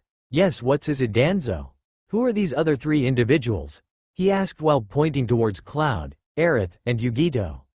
Ah yes, where are my manners? These 3 are actually relatives of Naruto, and before any more questions are asked I'll explain it all real soon. Sarutobi said. Danzo didn't like how the Hokage tried to dodge fully answering the question completely, but reluctantly nodded his head in acknowledgement.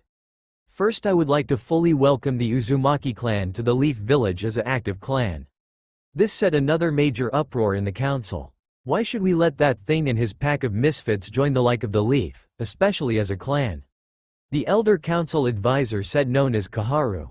Because unlike you, we have much value and much to contribute to this village rather than being a figurehead with no actual political power, you old tree-humping bitch. Aerith countered with venom laced in her voice, which surprised everyone in the room, due to her kind-looking features. That was mild compared to what I thought she was going to say. Cloud thought with wide eyes. And I thought I was bold. I might have to get to know her a little better and make her my new drinking buddy. Kurenai can be a lightweight sometimes. Anko thought with a smirk. Bitch, show some respect to the council. The only thing I see you useful for is breeding material.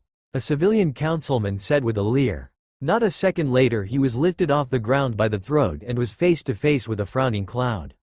Let me make this clear and listen carefully because I'm only going to repeat this once.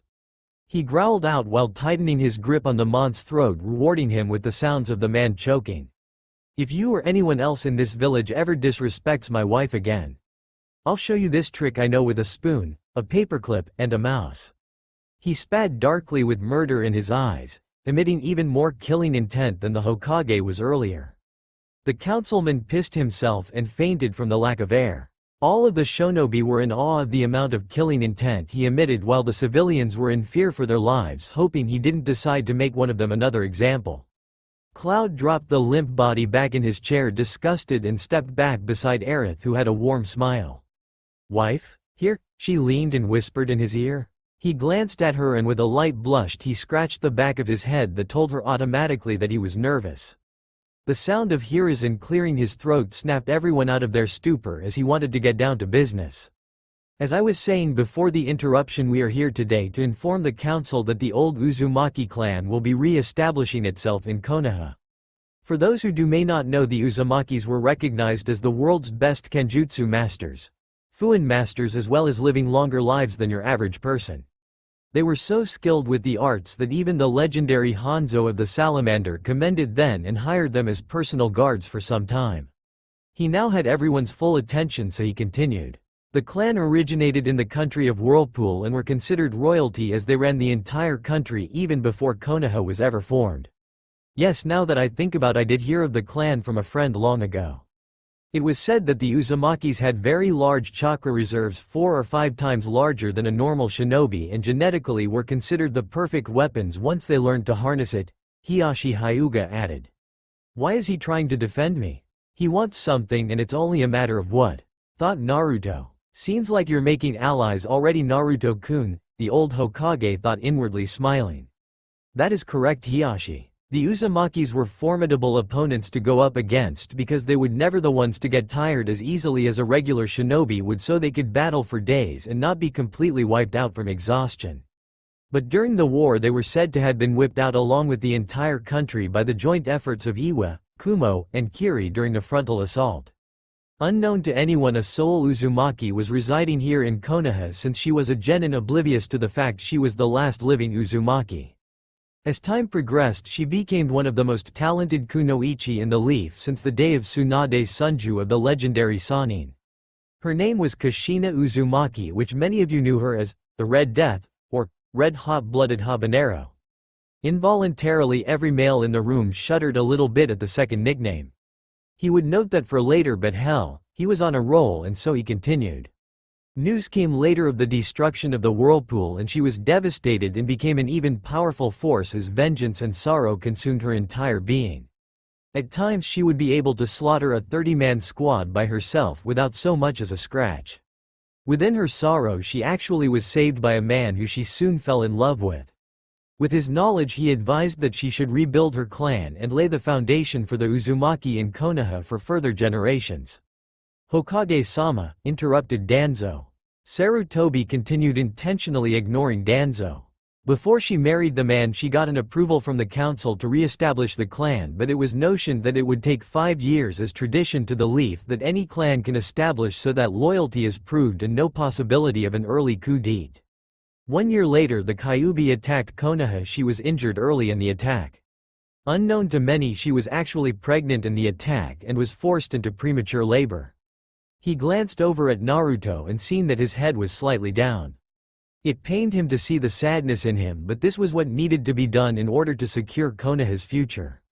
Naruto was reliving the actual visions of that night. Kyuubi had given him access to his earliest memories of the night of his birth. He knew that he was used to separate his father from his mother by that bastard puppet Uchiha. He knew that both his parents helped each other with the sealing. He knew his father was okay with dying, but his mother wasn't having it. She wasn't leaving him alone. He knew that his parents loved him unconditionally and made plans should any of the villagers find out of his status. who his father gave Sarutobi instructions to not let the village know he was a Jinchuriki. He cleared his head of those thoughts and continued to listen to Sarutobi. Though she gave birth to a healthy baby boy known now to be one Naruto Uzumaki, she decided to go back into battle despite her condition. She was said to have died an hour later due to the wound and blood loss from also the childbirthing, as it proved too much even for her body to handle. Her body was not found, as it was said that the Kyuubi may have trampled it. Her husband was utterly destroyed of the loss of his wife but could not dwell in the sorrow as he had to protect the village from the demon. What? How could I have not seen it sooner? Thought an angry and guilty Anko. Danzo tried again. Hokage-sama, if you would listen to me. In a moment Danzo. Many do not know, but Bijuu can't be killed, only contained in the body of a newborn, so in order to save the village, the man made a pact with the Shinigami, or death god, to seal the beast into his only son, at the cost of his own life. Can any of you guess who the man was? Asked a smirking Sarutobi. Mostly every person, except for the obvious few, were wearing shocked expressions as revelations were now setting themselves in. That's right, the man, who is also Naruto's birth father, was Minato Namikaze, of whom many knew as the Yondaime Hokage, which also make him his sole heir as well. Absurd. You expect us to believe that this creature is the heir of Minato Namikaze? Shouted an enraged Danzo, who was now tired of being ignored. He was tossed a closed scroll by Sarutobi. You should learn to hold your tongue, Danzo. Countered Naruto. Oh, and why is that dem? He tried to say before he was lifted a good 2 feet off the floor and began to grab at his neck and choke and behave like somebody was suffocating him. The counselors noticed that Naruto was moving his right hand as if he was squeezing something. Everyone that hasn't been around the boy lately were so shocked at this reaction they just sat there to watch it transpired. Some out of interest but many out of pure fear. Here was a boy that was beaten all his life and never fought back, was now holding one of the most influential and respected men by his throat off the floor, not even touching him. His killing intent was so potent that it was nearly visible, though was higher than any of them ever felt. Even the Hokage was a bit unnerved by the boy's intent. But hey, he wasn't going to stop it. Yet, Naruto gave him a bored look before speaking. Because that man is the only one that is keeping you breathing right now. You not only were about to break the Sandame's law, with the punishment it takes, but you also made it in front of him. It is brushing treason against our leader. If I was an active shinobi of the leaf, I would had to right to execute you right here and right now, but for starters, now. Before anyone could think, Yugito aimed her hands at 2 different corners of the room and shot giant red flames from her hands at those said corners. When they made contact, screams were heard as 2 bodies fell down from out the shadows and rolled around in a futile attempt to smother the flames out. Out of the corners that weren't attacked, 2 more figures came out with sword drawn in an attempt to take out the Kyuubi brat, only to be struck with a yellow light which looked like electricity, inches before they could reach him. The Shinobi Council and even Sarutobi showed faces of awe, while the civilian council could only look in horror as they watched the bodies spasm and convulse from the electric currents until movement stopped and they became completely still. The current left the dead bodies and slowly levitated towards a smirking Cloud who had his left arm extended while said arm was glowing yellow. Before anyone could ask, Naruto started talking again, as Danzo's floating form flew straight to him. Danzo was so close to his face that he was spitting on him when he spoke. I've read about you, Danzo. You used to run the root division of Anbu but was supposedly, pointing his thumb at the dead bodies, disbanded for the Sandame's law after he found out that you were stripping them of their humanity, turning them into your heartless puppets, hoping to make another Itachi. Before my mother helped him gain back most of his humanity, you stripped from and the one that attempted to kidnap me while I was a baby so you could turn me into your precious little weapon. Luckily I was saved by 3 Anbu officers who I will keep anonymous for my own reasons. The old war hawk looked at the third, realizing the great mistake he made. The Hokage gave him an unpleasant look, but he needed to end this and ask Naruto and his family more questions later. It seemed the young Namikaze could read his mind because at that time he brought the old man closer and whispered in his ear. Your death will be coming soon, and when it comes, not even your secret root weapons or your stolen Sharingan and Mokuton can save you, that I swear on my father's ashes. He said in a whisper that promised death, actually bringing a sense of foreboding to the man when he mentioned too many secrets that only he himself and Orochimaru knew. The aura of malicious intent radiating from Naruto was palpable, so thick it could almost be tasted in the air. Naruto squeezed his hand with more strength, making the counselor's face turn purple and his visible eyes start to roll to the back of his head. "Naruto, that's enough. Release him," ordered Sarutobi. Naruto grunted and as he threw Danzo back to his seat. Silence filled the room until someone voiced a thought everyone was thinking other than just what had occurred. How were you able to do that?" asked a shocked Sume. Now Sume-chan, you know it is very unethical for shinobi to reveal their clan secrets." Naruto answered in a mocking scolding tone which made Sume scowl and also fight down a small blush due to him adding the suffix chan to her first name. A suffix that usually got men's balls ripped off when they addressed her in such a way. "Well, can we ask, is there a name to what you have just done? Doing elemental attacks without hand signs is supposed to be unheard of. Even for the Ridiko Sennin," voice an astonished Hiyashi. "Pure elemental manipulation is all you need to know. Now why don't you look at the scroll?" Cloud said, gaining the council's attention. No one liked his answer but didn't push the envelope any further, so to say.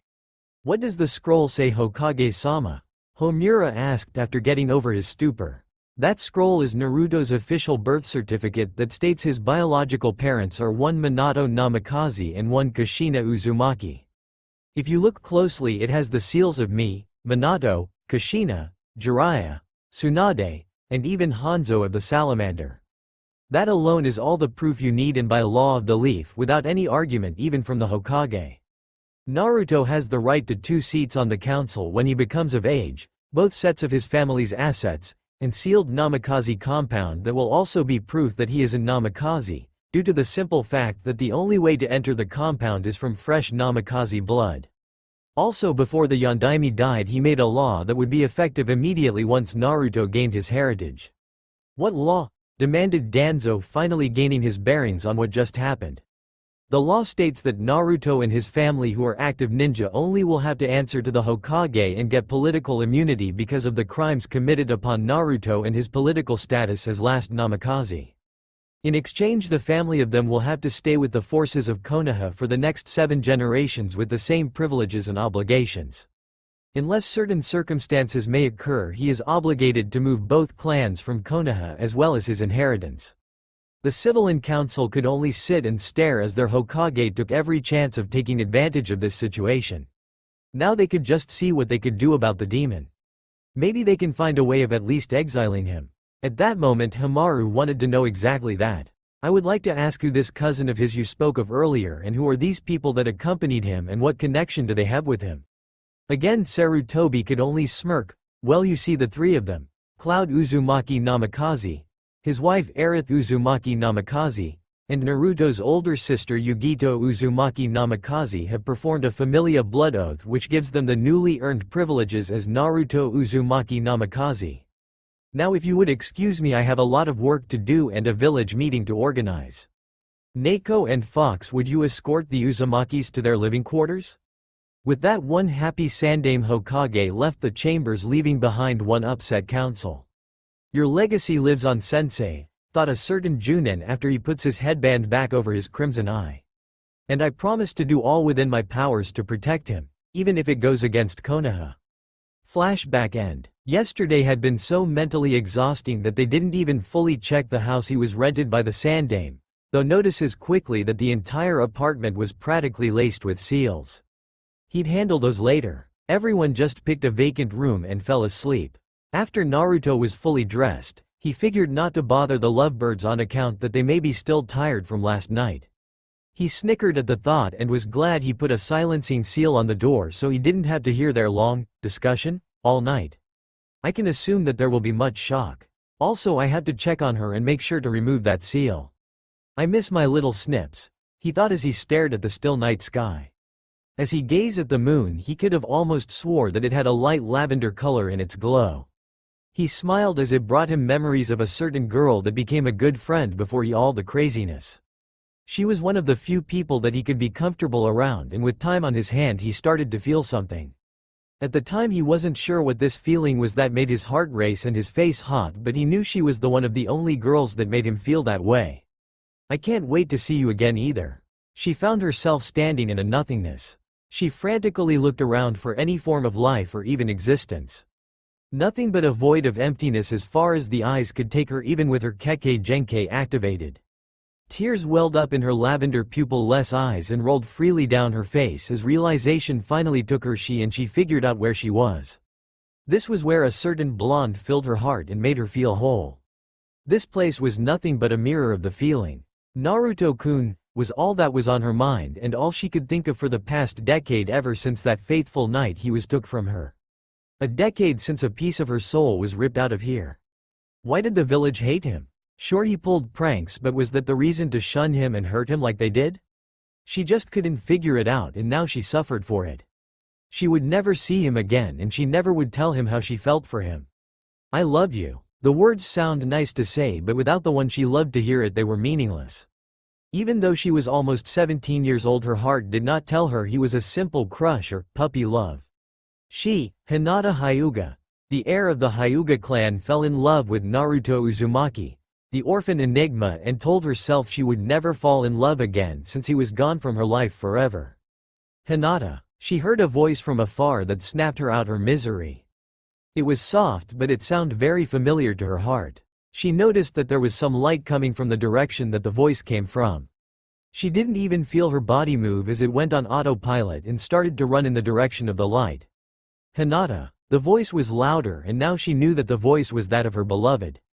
Naruto-kun. She screamed as she started to run faster than she ever thought she would as light started to engulf the void. Hinata-chan, listen, the voice said, which made her stop instantly.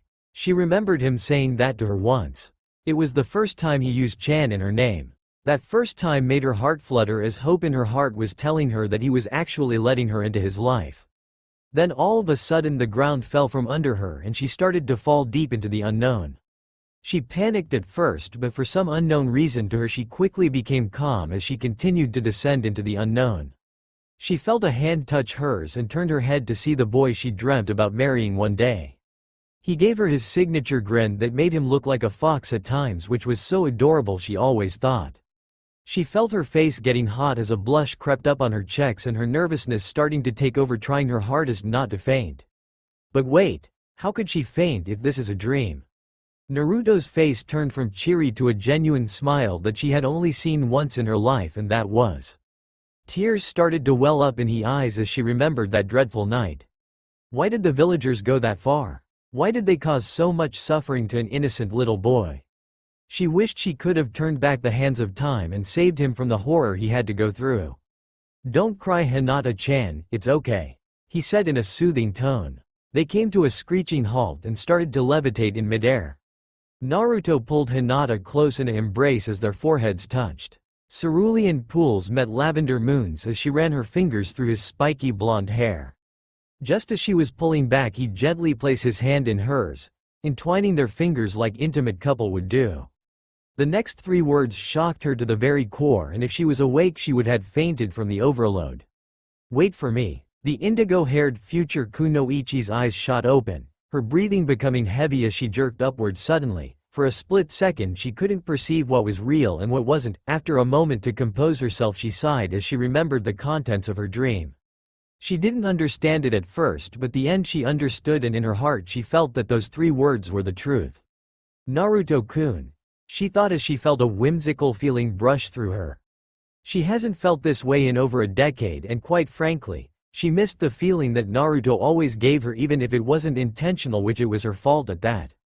Though a proud and strong soon-to-be ninja, her weakness is to talk to the boy of her dreams and actually stay conscious during the conversation. She laid in bed a few more moments, hugging the stuffed fox that reminded her of the blonde-haired Jinchuriki. Her blonde-haired Jinchuriki. Yes, she was well aware that the enigma known as Naruto Uzumaki was the container of Kyuubi no Yoko, the 9-tailed fox, but she didn't care. To her it just meant that he was a hero and very strong, and more motivation to become stronger as well. She cared about him much and would want to protect him as he would her.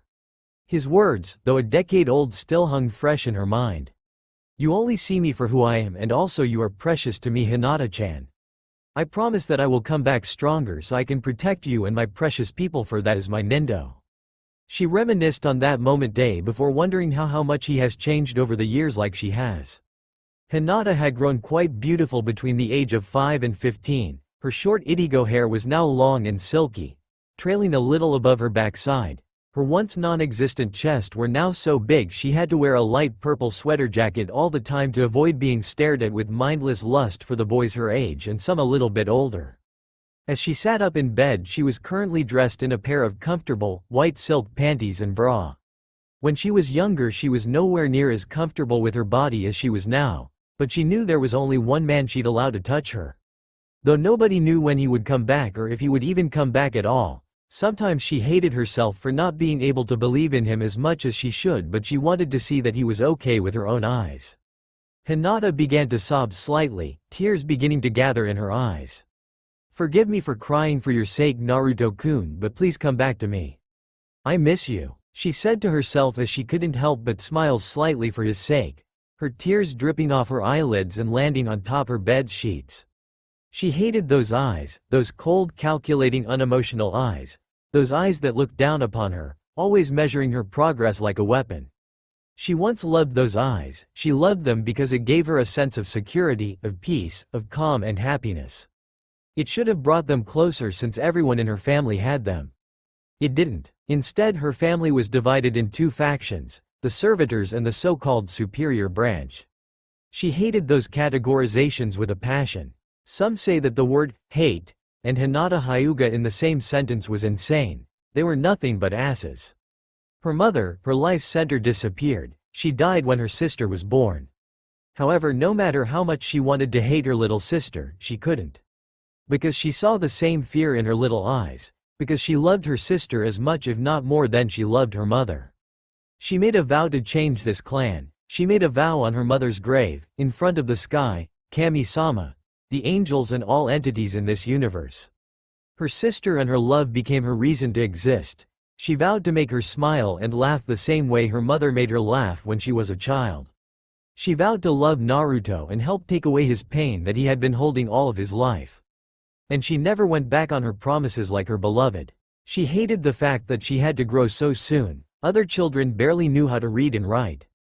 However, she was a Hyuga. She had the means, and all that was left was her spirit and determination. She was currently sparring with her father in one of their daily sessions, and the look of disappointment never left his face. After her mother's death, it looked like someone came and killed her father too, placing this unemotional, cruel puppet in his place. Did he blame her for his brother's death, for not defeating the Cloud Jonin the night she was kidnapped from her bedroom? She bit, clawed, drew blood and attempted to close his tenketsu points, but a hit from him was enough to knock her out. This man wasn't her father. She may call him that, but she never meant it. Her father was dead. Perhaps he was never alive to begin with. After being repeatedly put down by him with a few good Jiyuken hits, she finally snapped. She jumped back on her feet, ignoring the protest of her muscles, and attacked her father with anger, uncaring of the consequences. Hiyashi's eyes widened slightly in shock seeing the look on her face, but he was unable to ponder her change because she was already upon him. She managed to close 5 points in his arm and almost ripped his left lung apart, making him swallow down his own blood before she felt binding pain in her chest just below her left lung and all over her ribs. Hanabi, who was sitting on the sides, had her eyes wide open. That was the first time she saw her father using the 8 trigrams 64 palms. She was also confused. Up until now she disregarded her sister as weak and a burden to the clan, so why did her father use that technique? Hiyashi coughed his into left hand and narrowed his gaze at the blood that spattered in his palm, then at the crumpled form of his eldest daughter. I expected you to do more better, however I think this is the extent of your abilities. Just like that Uzumaki trash, you will never amount to anything more than a failure. Shut up. This made all activity in the sparring hall stop. All the Hyugas in the dojo had shocked expressions on their normal unemotional faces. The first being Neji and Hanabi, who had their mouths wide open. Her voice was above a whisper, but her tone was cold as ice, no trace of her normal stutter. Hiyashi was quick to recover. How dare you? This fight is far from over, father. She said the last word with so much venom that Neji's hair stood on his neck. If you ever talk about Naruto Uzumaki like that ever again in front of me, I will kill you, father or not. Hiyashi was red in the face. You dare speak to me that way? I told you to stay down, Hinata, don't embarrass me any further. His voice boomed all over the dojo. Hinata struggled to get on her feet. She was panting heavily, a stream of blood flew from her mouth. With great effort she got in the Jiyuken stance. Did you remember what mother used to say, Hiyashi-sama? The strength of a lioness will increase tenfold when cornered. I will show you who the real Hyuga prodigy is. She lifted her gaze and her father swore his heart stop. I hate you, all of you. She hissed it with such a voice that her words cut like a knife through everyone. She dropped the stance and ran out the dojo. Nobody said anything. Neji was staring with shock at his feet and Hanabi was trembling looking at the open door. She didn't know why she was crying. It was only Hinata after all. The Hyuga heiress entered her classroom in deep thought about the dream she had last night. What did it mean? She always had dreams about Naruto, but those included them hugging, kissing, dating, making love, whipped cream, horse saddles, eggs. She blushed furiously at her last thought, scolding herself into not thinking about things like that yet. But she was a almost 17-year-old virgin and cold showers don't really work anymore. Are you alright, Hinata-san? A familiar stoic questioned. She was brought out of her thoughts by one of her classmates sitting in front of her with a grey trench coat with a hood that covered most of his head, only showing his eyes which were behind a set old sunglasses. Why yes, I'm fine, Shino-kun, just have my mind on something, he. She laughed nervously, hoping he wouldn't question her any further. Luck was on her side as he just nodded and continued on to his seat as well. He was one of the only friends she had in the academy, though he was a little creepy at times. He always looked after her like an older brother would with their younger sister. Even though he is the heir of the Aburame clan, he acts just like a normal kid. Well, as in Aburame normal. Why? She always used to ask him. I'm just doing what I can. And he would leave it at that. Now that she thought about it, her soon-to-be graduating class had many heir to major clans and most of them don't let it affect them at all and act like normal kids. Shikamaru Nara of the Nara clan, who usually sleeps during class, while Choji Akamichi of the Akamichi clan was steadily eating to his heart's content next to him. Kiba Inuzuka of the Inuzuka clan was an okay person at heart, but there were things that just bothered her about him. He was and arrogant to a T, with a bigger ego than the entire Hokage monument. At times he would also stare at her like she was a piece of meat, which made her uncomfortable at times, and saying things like, Narutard was a nobody when you can be with a major stud like me. That infuriated her to no end, and a Jiyuken tap to his groin was what he received for his unnecessary comment. For a week it had hurt for him to pee. Her thoughts were interrupted when she heard shouting in the hallway, and a moment later the door flung open showing two girls, one with pink hair and one with blonde hair, panting heavily and glaring at each other. Ha, I win, Ino pig. Now I get to sit next to my Sasuke-kun. The pink-haired girl named Sakura Haruno shrieked so loud some of the classmates covered their ears to dull the oncoming headache they would be receiving. The next time you call Sasuke-kun yours, I'll beat you into the ground, billboard brow. Growled the blonde-haired girl named Ino Yamanaka, who was also the heiress of the Yamanaka clan. How could you ever think Sasuke-kun would ever want to go out with a pig like you? Ino's former best friend retorted. You should just go to the local barn and eat some hay. Pigs don't eat hay, you idiot. Then they probably eat manure. That must be why they smell so much, just like you. Billboard brow. Ino pig. Billboard brow. Ino pig, can you two shut the hell up? Listening to your constant bickering is so troublesome. A bored voice said to the two arguing banshees. Shut it, Shikamaru baka. You're just jealous you're not wanted like we want Sasuke-kun. Sakura yelled while the Sasuke Uchiha fan club shrieked in acknowledgement. I think my ears are bleeding, many of the boys thought in unison. Yeah, you're right. I'm jealous that I don't act like a emo brooding prick and have a bunch of useless fangirls chasing after me. However did you figure me out? Shikamaru responded in the same bored tone with a hint of sarcasm. All the other boys snickered at the comment but stopped when they felt the killing intent aimed towards Shikamaru, though he ignored it completely. What was that? Ino replied menacingly. Oops, did I accidentally tell the truth?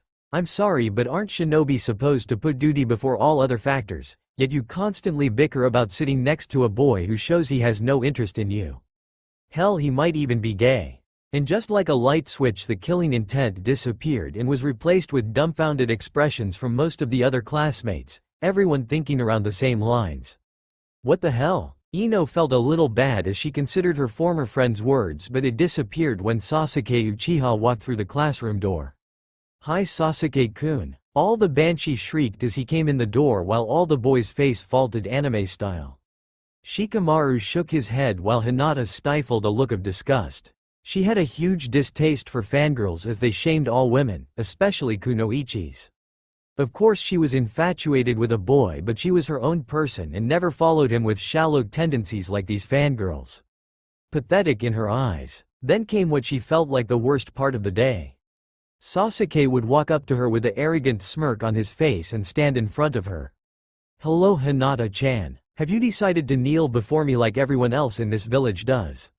he said to her with a leer. He had did his everyday since the Dobi's sudden disappearance 10 years ago. He knew for a fact that she had a crush on him since they started the academy, but he was too much of an idiot to see it. She chose to wait for the loser to pop up out of thin air when he knew he wouldn't be back. She was wasting her affections on him anyways and should have been fawning over him like the rest do. The Hyuga heiress grew a little irate but swallowed it down at the constant gall of this arrogant so-called last Uchiha. She figured out why he was doing it, and it kept every fiber in her being to stop from attacking him herself. But even though he was an stuck-up snob with hair that looks like a too, he was still Rookie of the Year, and one of the only few in the class that can beat her in a fight. She was interrupted from her thoughts at the sound of her teacher's voice. "Sakura and Ino, could you please get to your seats? You too as well Sasuke." A man wearing a standard Leaf Village uniform with a scar across his nose said with authority. "Yes Iruka-sensei," Sakura and Ino said in unison. Sasuke merely, "HN," and continued walking after mouthing, "We're not done yet," to the Hyuga heiress, and was answered with a low feral growl that only he heard. "Now I'd really like to introduce your new classmates, come in guys," Iruka said, gesturing someone outside the door to come in. With that, a blonde-headed girl entered the classroom, and just for a moment it felt like the temperature went up a few dozen degrees, but that moment was so short-lived that most of them thought they just imagined it. Her facial expression gave away no emotions, which in that itself made a few people feel a little uneasy. Even Iruka and his assistant Mizuki shifted uncomfortably. Her beauty and how her outfit hugged her figure had all the boys, Sasuke including, practically drooling at her, while most of the girls, the fangirls included, seething as to why their Sasuke wasn't staring at them. Taking in the tone of her body and attire, it was clear to say that she had some skill of some sort. Next, a tall blonde-headed boy stepped into the room. As he entered, there was such a pressure that no one, not even the teachers, could breathe. His aura gave off a sense of power, though hidden behind a sheet of calmness. And there was something deep down within that calm aura that sent foreboding chills down everyone's spine. It was the same as the night of the Kyuubi no Yoko attack on the village. The feeling shortly before the Yondaime sealed the beast. A presence no one could make out, but everyone saw that even the Kyuubi stopped in fear because of it. But just like before, it not even lasted a second and it was over. Further studying the boy, some of the girls including Ino and Hinata blushed at the display of muscles showed by his arms alone, and the thought of what might be under that skin-tight black sleeveless shirt even brought forth a few nosebleeds. He was at least 6 foot in height, and to many of them he gave off the look of the bad boy, and look made many of them swoon, even though the bottom half of his face was covered behind the bulk of the scarf of his cloak. Hinata couldn't put her finger on it, but she felt like she knew him from somewhere, as the blonde hair and half-lidded dark blue eyes reminded her of her crush. But something about him told her that this was a different person. Or maybe. Her eyes widened as she made eye contact with the boy, and for a split second she could have sworn she saw his eyes slowly widen a few centimeters and showed her a few things that made her heart skip before they returned to their original emotionless gaze. Recognition? Surprise? Longing? Here we have I've actually never learned your names yet. Since you are new to the village, would you care to introduce yourself? Iruka asked them while smiling sheepishly. Your statement is somewhat correct, Iruka-sensei. My sister has never been to this village, but I was born here and haven't been here in about a decade. Naruto stated in a calm manner. Iruka raised an eyebrow as the voice sounded familiar to him. Mizuki was curious as well of the identity of the boy, as he did remind him of the demon boy. But the demon was dead in the deep pits of hell where he belonged. This is my sister Yugito Uzumaki, and I'm Naruto Uzumaki. Nice to see you all again. He continued in the same calm manner. Not a second later he was tackled through the door by a blur of indigo hair and a light purple sweater jacket and knocked down on the hallway ground. He was way beyond shocked as he felt a soft pair of lips pressed against his as the once shy Hinata Hyuga who had fainted all the time around him made the first move on sight. He was too shocked to fully register what the hell was happening at the moment. He glanced over to his side and noticed a black cat staring with an amused grin and a fox the same size staring with an unreadable expression. "Ah, how sweet. Looks like I'll be getting another bed buddy." Yoruichi laughed. "Okay, that was something I did not need to hear, Yoruichi." The fox responded curtly in a feminine tone, and then her eyes narrowed at the audacity when Hinata started to unzip her jacket. Ahem. And just like a light switch, Hinata was brought back to reality as she finally realized what she was doing, who she was doing it with, and where she was doing it at the particular time. It was too much for her and she did the one thing she hadn't done in years: she fainted. Naruto chuckled as he got off the floor, picking Hinata up bridal style and walked back in the room with the fox and Yoruichi in tow. Entering the class again, he looked at some of the students. He couldn't help but take amusement at their expressions. Shikamaru tried not to act too surprised, feeling that doing do would be too troublesome for him. Shino had both eyebrows raised upon realizing that the stranger before him was none other than his friend Naruto. He figured that there had to be some form of logic explanation for the transformation Naruto underwent, although he presently couldn't think of one. Although it has been 10 years. Kiba and Choji, who stopped eating his chips and nearly dropped his bag of chips in fact upon seeing Naruto, both looked at Naruto with stupefied expressions. Choji remembered that Naruto was unique in his own way, but he never suspected that something that what he was looking at could ever happen to the blonde. Kiba was praying that he could still win Hinata over. If she didn't tell Naruto about his advances and said boy didn't kill him. Sakura was in denial. Pure and utter denial. She couldn't believe how handsome and built Naruto became while trying desperately to convince herself that Naruto's new appearance still doesn't measure up to Sasuke's. In spite of this though, she wondered exactly what happened to Naruto in all these years that triggered this seemingly unexplainable transformation. In the recesses of her mind though, something inside of her smirked. Hot damn, I never thought dead last Naruto would look this hot. Now I definitely regret not staking a claim on that, was all Ino could think as she had an atomic blush on her face that rivaled Hinata's. An extremely pale boy that slightly caught his attention had a neutral facial expression, though he had a curious look in his eyes. Something about the boy voiced one thing in his mind. Root. Sasuke was scowling and seething at the sight. He wondered exactly what triggered Naruto's surprising change, and he was no fool to tell that he had much power. Power that should be his and not this peasant. He was also angered hotly at the fact that Naruto was getting stronger faster than he was and possessed power that he wanted for himself to use against Itachi and prove his superiority to everyone. He will demand that he tells him how he got his power and give it to him. After all, he is a Uchiha elite. Iruka smiled brightly as he watched his former student place Hinata back in her seat while sitting next to her and Yugito sitting next to him. He also noticed the animals and saw how the fox hopped on top of Naruto's head much like Akamaru sat on Kiba's, and the cat curled up on Yugito's desk, purring as she started to stroke her fur. Well, first I would like to welcome you back to the world of the shinobi Naruto. For a minute I thought you gave up wanting to be Hokage on me. He chuckled. Naruto gave a small grin. Not at all, Iruka-sensei. Actually, I was approved by the Hokage to take a training trip. Breaking out of his brooding, Sasuke countered, "Come on Dobi, we all know that is a lie. Why would the Hokage waste time sending you, the dead last, a loser and an idiot, on a training mission when I, an Uchiha, an elite who was born for greatness, would get such opportunities before you? Yay, why would he send you instead on Sasuke-kun?" Sakura yelled, with some of the fangirl agreeing with her. Much to Naruto's inner horror and Yugito's amusement, many of the Uchiha fangirl were staring at him with hearts in their eyes, now wearing T-shirts with his face on the front. How and why he didn't know and really didn't want to find out. Sakura would have continued her rant if she didn't nearly wet herself when she felt a large amount of killing intent aimed at her and everyone else in the class. But it wasn't coming from the blondes at all, it was from the fox perched on Naruto's head. Sasuke outwardly had a stoic look, but inside he was sweating bullets, trying his hardest to stay from showing outer fear from the intent. That notion went out the window when the potent blast intensified as the fox let out a low deep growl that sent shivers down his and everyone else's spine.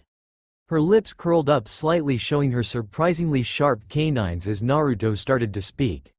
"Ka-chan, can you please calm down? Don't let her words affect you.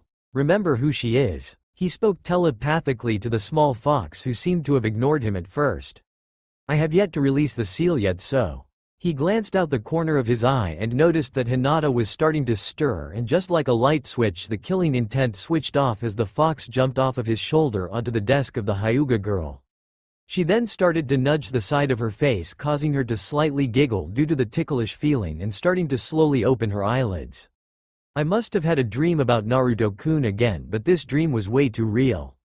Naruto-kun came back and looked hot with those muscles. I was going to ride him until I passed out in the hallway. I miss him so much," she thought with a slight blush, not fully aware that it wasn't a dream. "Good to see you awake now." Her eyes shot open as she heard the familiar yet more mature voice. She turned her head and was face to face with Naruto-kun? She asked in a whisper. "Yes, it's me, but we can catch up after class as I believe we've held up enough of Iruka-sensei's time. So can you hold on until then?" She couldn't find her voice, so she just nodded dumbly. Iruka, out of his stupor after regaining his composure, nodded and started with the lesson, thus starting the blonde Jinchuriki's first day at the academy in over 10 years. The first half of the day was uneventful until it was time to go outside for target practice. As they were exiting the class, Kiba decided to make his presence known by putting an arm around Yugito's shoulder. "Hey babe, my name's Kiba and I just wanted to say that we should go hang out after school is done. I'll show you how to have a good time in the leaf," he said with wise smile. Inwardly, Yugito cringed and was fuming about this filthy mutt touching her with his dirty hands. She felt like neutering him right here and now, but cancelled that notion as she inwardly grinned as Yoruichi just gave her an idea. She reached into her pocket and pulled out a rosary necklace and handed them to Kiba. "Why don't you try this on? It would look good on you," she purred in his ear that sent excited shivers down his spine. Without a second thought, he obeyed her command instantly like an obedient puppy. She removed his arm from her shoulder and continued ahead of him till she caught up with Naruto. "Looks like you're putting the dog on a leash," Naruto stated calmly, not even bothering to look back. Yugito didn't respond as a small smirk was dawning her facial features. Location: Academy Training Ground. Time: 11:46 p.m. Iruka noticed that all original classmates were looking at Naruto and Yugito, either to satisfy their interest, to glare, or to steal glances at these new students and to look what kind of competition they would be. Sasuke, however, paid them no mind as he felt they were inferior to him, but stole glances time and again of Yugito. Other than Hinata, she was the only other girl that wasn't fawning over him. Of course, he hated fangirls with a passion, but he was used to every girl falling at his feet because he was the last Uchiha. Makes no difference. I'm a Uchiha after all, so she'll soon come around and fawn over my greatness. You too, Hinata. Sakura noticed his glances towards the female Jinchuriki and was seething with jealousy. She may not have been that good in taijutsu, but she would make sure to beat her into a pulp so her Sasuke-kun can look at her. Yay, that's right. We'll kick her ass so Sasuke-kun will have to go out with us. Cha! Inner Sakura screamed. Her inner ranting was interrupted by Iruka's instructing. You could try, but it won't matter. Not for long. Sakura heard a whisper in her mind but just ignored it altogether, allowing the voice to smirk. We're first going to start with kunai and shuriken practice. During your turn you will be given a total of 10 shuriken and 10 kunai to use for your target. Your accuracy on the target will be scored accordingly. If you hit a vital marker on the dummy, you will be given 5 points for that single marker. If you don't, you will be just given a point. To pass this exercise you need at least 20 points, however the 2 people with the highest scores get to choose their opponents during the taijutsu part of the day. Can we fight whoever we want? Iruka-sensei asked Naruto. Yes, you can, answered said sensei. Then he felt a chill down his spine when he saw the small sinister grin forming on the blonde's face. The idea of this exercise is all about accuracy, as it is an important aspect in battle, Mizuki interjected.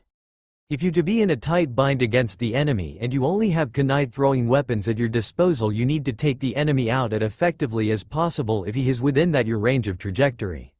So now let's start the exercise, as we will be calling you in alphabetical order. Now first is. Naruto leaned against a tree patiently waiting for his name to be called. It was a long list of students and just as long a list of different results. There were some that had no potential at this and some who could show of some skills. Truth be told, he really didn't care for the exercise but decided to use it to an advantage for a little payback against a certain someone who he seen the night of the incident 10 years ago. He felt a presence coming from his side and turned his head to see Hinata slowly walking towards him shyly with a light blush on her face. While in the classroom he didn't really get a good look at her as they were seated, but now he was really noticing how different she looked from the last time he saw her. She was rid of the beige Eskimo jacket and now was sporting a lavender sweater jacket with light gray sleeves with matching lavender ninja pants. Her once short hair now trailed a little over her butt and added more radiance to her. She really has grown up. A small smile crept up on his face, which had an immediate effect on the indigo-haired student as her own blush started to increase. Was she blushing because of him? Did he find her attractive enough to blush? Before, he used to think that whenever she would blush around him he would think that it was a sign of her being sick or she was allergic to him for some odd reason.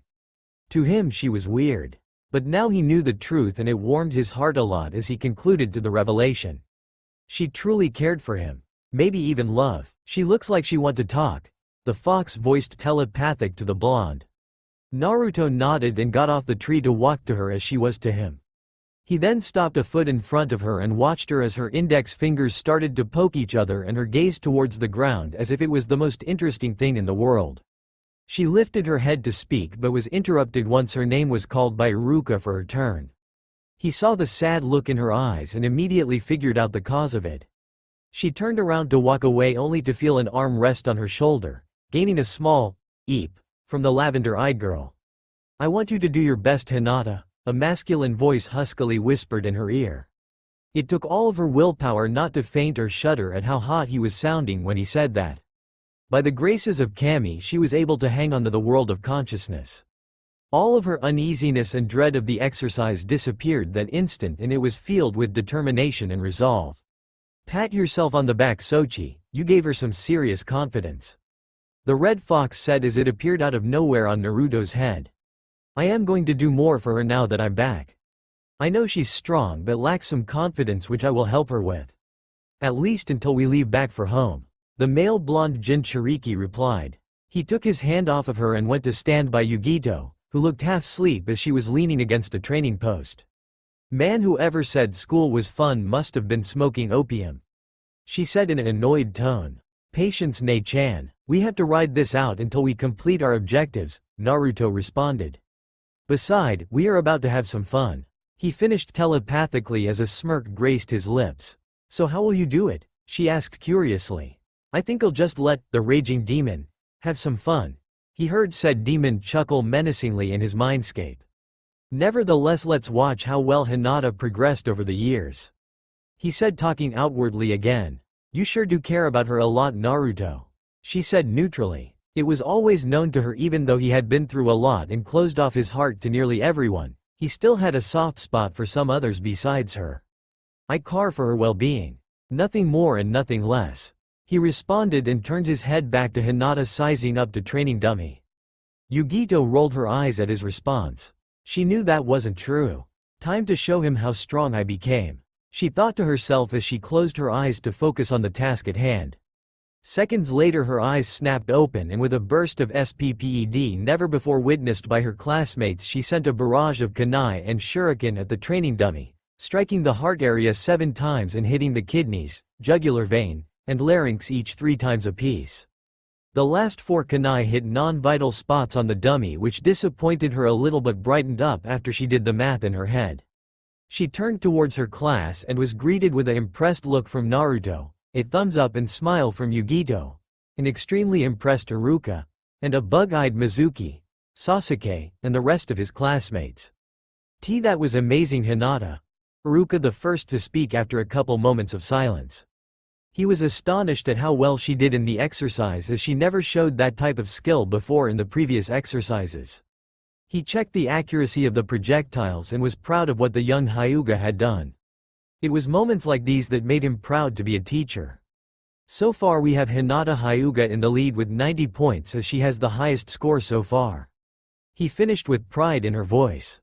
That's because I haven't went yet, said a certain Uchiha. You won't even pass 80 inches, Naruto responded in a calm manner. And this is coming from the dead last with no skill? You'll be lucky to get 20. Sasuke replied with his words dripping with arrogance. Uchiha's right, Kiba added. You should have just dropped out 10 years ago as you aren't even worthy of being a shinobi. And this is coming from a boy whose dog smells better than him?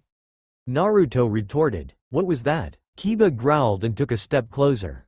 Naruto's chakra pattern changed in an instant and his cold mask slipped into place, making him and Sasuke take an involuntary step back. The pressure made it hard for them to breathe, and for a moment they both were afraid of him. What seems to be the problem? An older voice said from the other side of the field that caught all the other classmates' attention. Nothing at all, Iruka-sensei. Kiba and Sasuke were just telling a bad joke. It's nothing to concern yourself with, Yugito said as she started to walk away from the two with Naruto following behind her. 20 minutes later, Sasuke Uchiha, your score is 77 inches, Iruka said while looking over the vitals. Said boy scowled at the score and went over by a tree to brood even more than usual. Naruto Uzumaki. Naruto just picked up one shuriken and go into the designated position. I think you'll need more than one shuriken, Dobi, Sasuke taunted. Naruto turned, looked Sasuke in the eye and threw the shuriken and made a short sequence of one-handed hand signs. Shadow Clone Shuriken no Jutsu. He whispered, not breaking eye contact, and the shuriken multiplied tenfold and riddled the entire training dummy with projectiles, not leaving a single marker uncovered. Show off, joked Yugito as the others stood there dumbfounded. Yugito took all her throwing object and just closed her eyes. With speed no one could follow, she threw the all but one at once, hitting all the fatal spots on the dummy. Oh, and Inuzuka, if you ever touch me again. She trailed off as she threw the last kunai at the training dummy, landing hilt deep into the groin, which made the Inuzuka pale whiter than a ghost. Well, I think we have our winners. Now who would you like to fight, Naruto? Asked a very impressed Iruka. Kiba, he said with no hesitation. I was waiting for you to grow a sack so I can humiliate you in front of Hinata-chan. She doesn't need trash in her life, Kiba said with a feral grin, showing off his canines, hoping to intimidate the blonde. This was his chance to show Hinata he was top dog and he wasn't going to pass it up. Yet you keep trying to pursue her. If you ask me, that's contradicting yourself. Naruto replied. What do you mean? Kiba asked, confused. Well, you said she shouldn't be around trash. Yet you smell like garbage truck juice.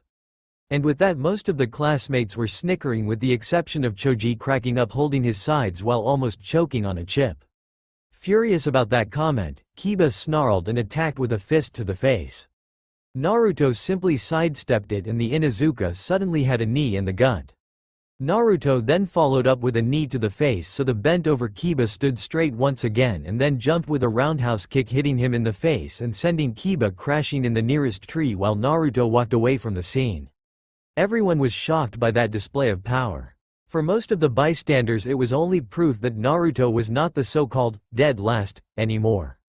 Naruto took a seat on the ground next to Hinata, who was blushing deeply at how close he was to her and admiring how strong he had become over the years. But then she also heard the sounds of other girls talking about the boy and some were discussing ways to get him alone with them. She couldn't help but get angry at the girls for just now seeing Naruto for the handsome boy he is. She saw him first and waited a decade to have him, so if anyone would get the boy alone with them, damn it, it was going to be her and her alone. Subconsciously she slowly started to emit a small amount of killing intent once she saw a couple girls trying to get close to him, which made them all back away in fear.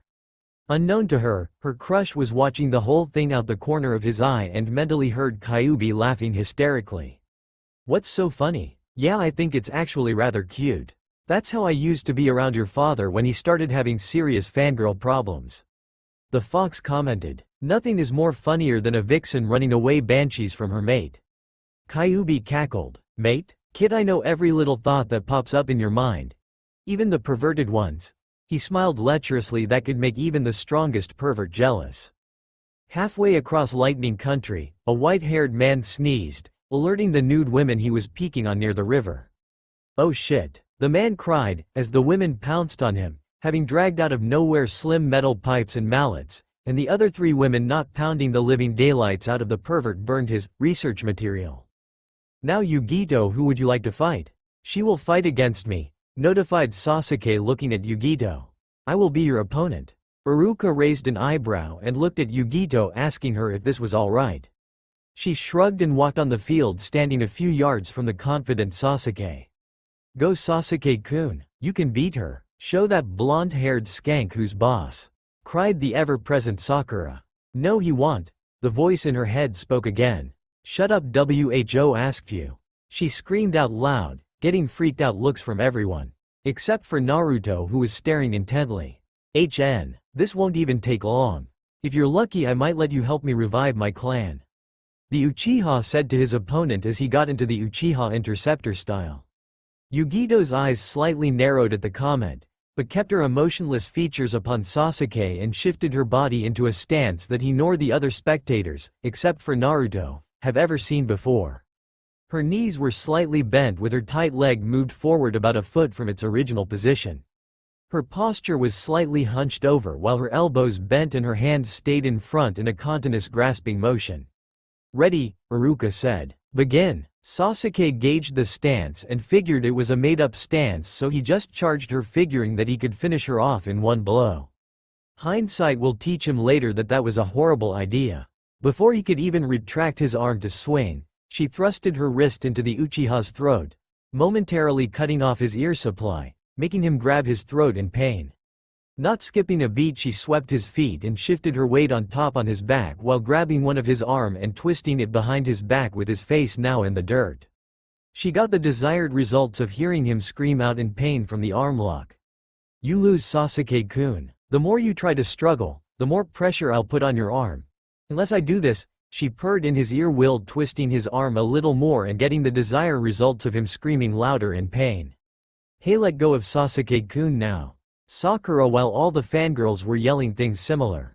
While all except for Ino, who was completely in awe at how simple, yet accurate and fluid Yugito's movements were in terms of subduing her opponent. Sure, she was holding down her crush, but curiosity of her fellow blondes outweighed some of her infatuation. She glanced over at the other classmates to see a surprised Hinata, a slightly smirking Naruto, while a black cat was curled up around his neck and small dark red fox sat on top of his head. And it may have been a trick of the heat, but she could have swore she saw them smirking, as if they were enjoying what they were watching. All the boys and teachers were bug-eyed and slack-jawed at the spectacle of the infamous Rookie of the Year was getting his ass handed to him. By a girl no less. Iruka decided it was time to call the match before she actually breaks his arm, which he personally thought the boy needed it done, as in hopes of humbling him from the arrogance he feeds off of from some of the villagers. That is if getting your ass whipped by a girl wasn't enough. I think that's enough for one day, Nichan. He heard Naruto say in a bored tone. I'm surprised you had problems with this weakling. I barely broke in a sweat. Yugito replied back before she jabbed her index and middle finger in a spot on his neck right above his collarbone, which got the immediate reaction of him going limp. All of the banshees gasped in shock and horror and ran to their crush, while the other classmates were still in their stupor how he was disassembled without that much force.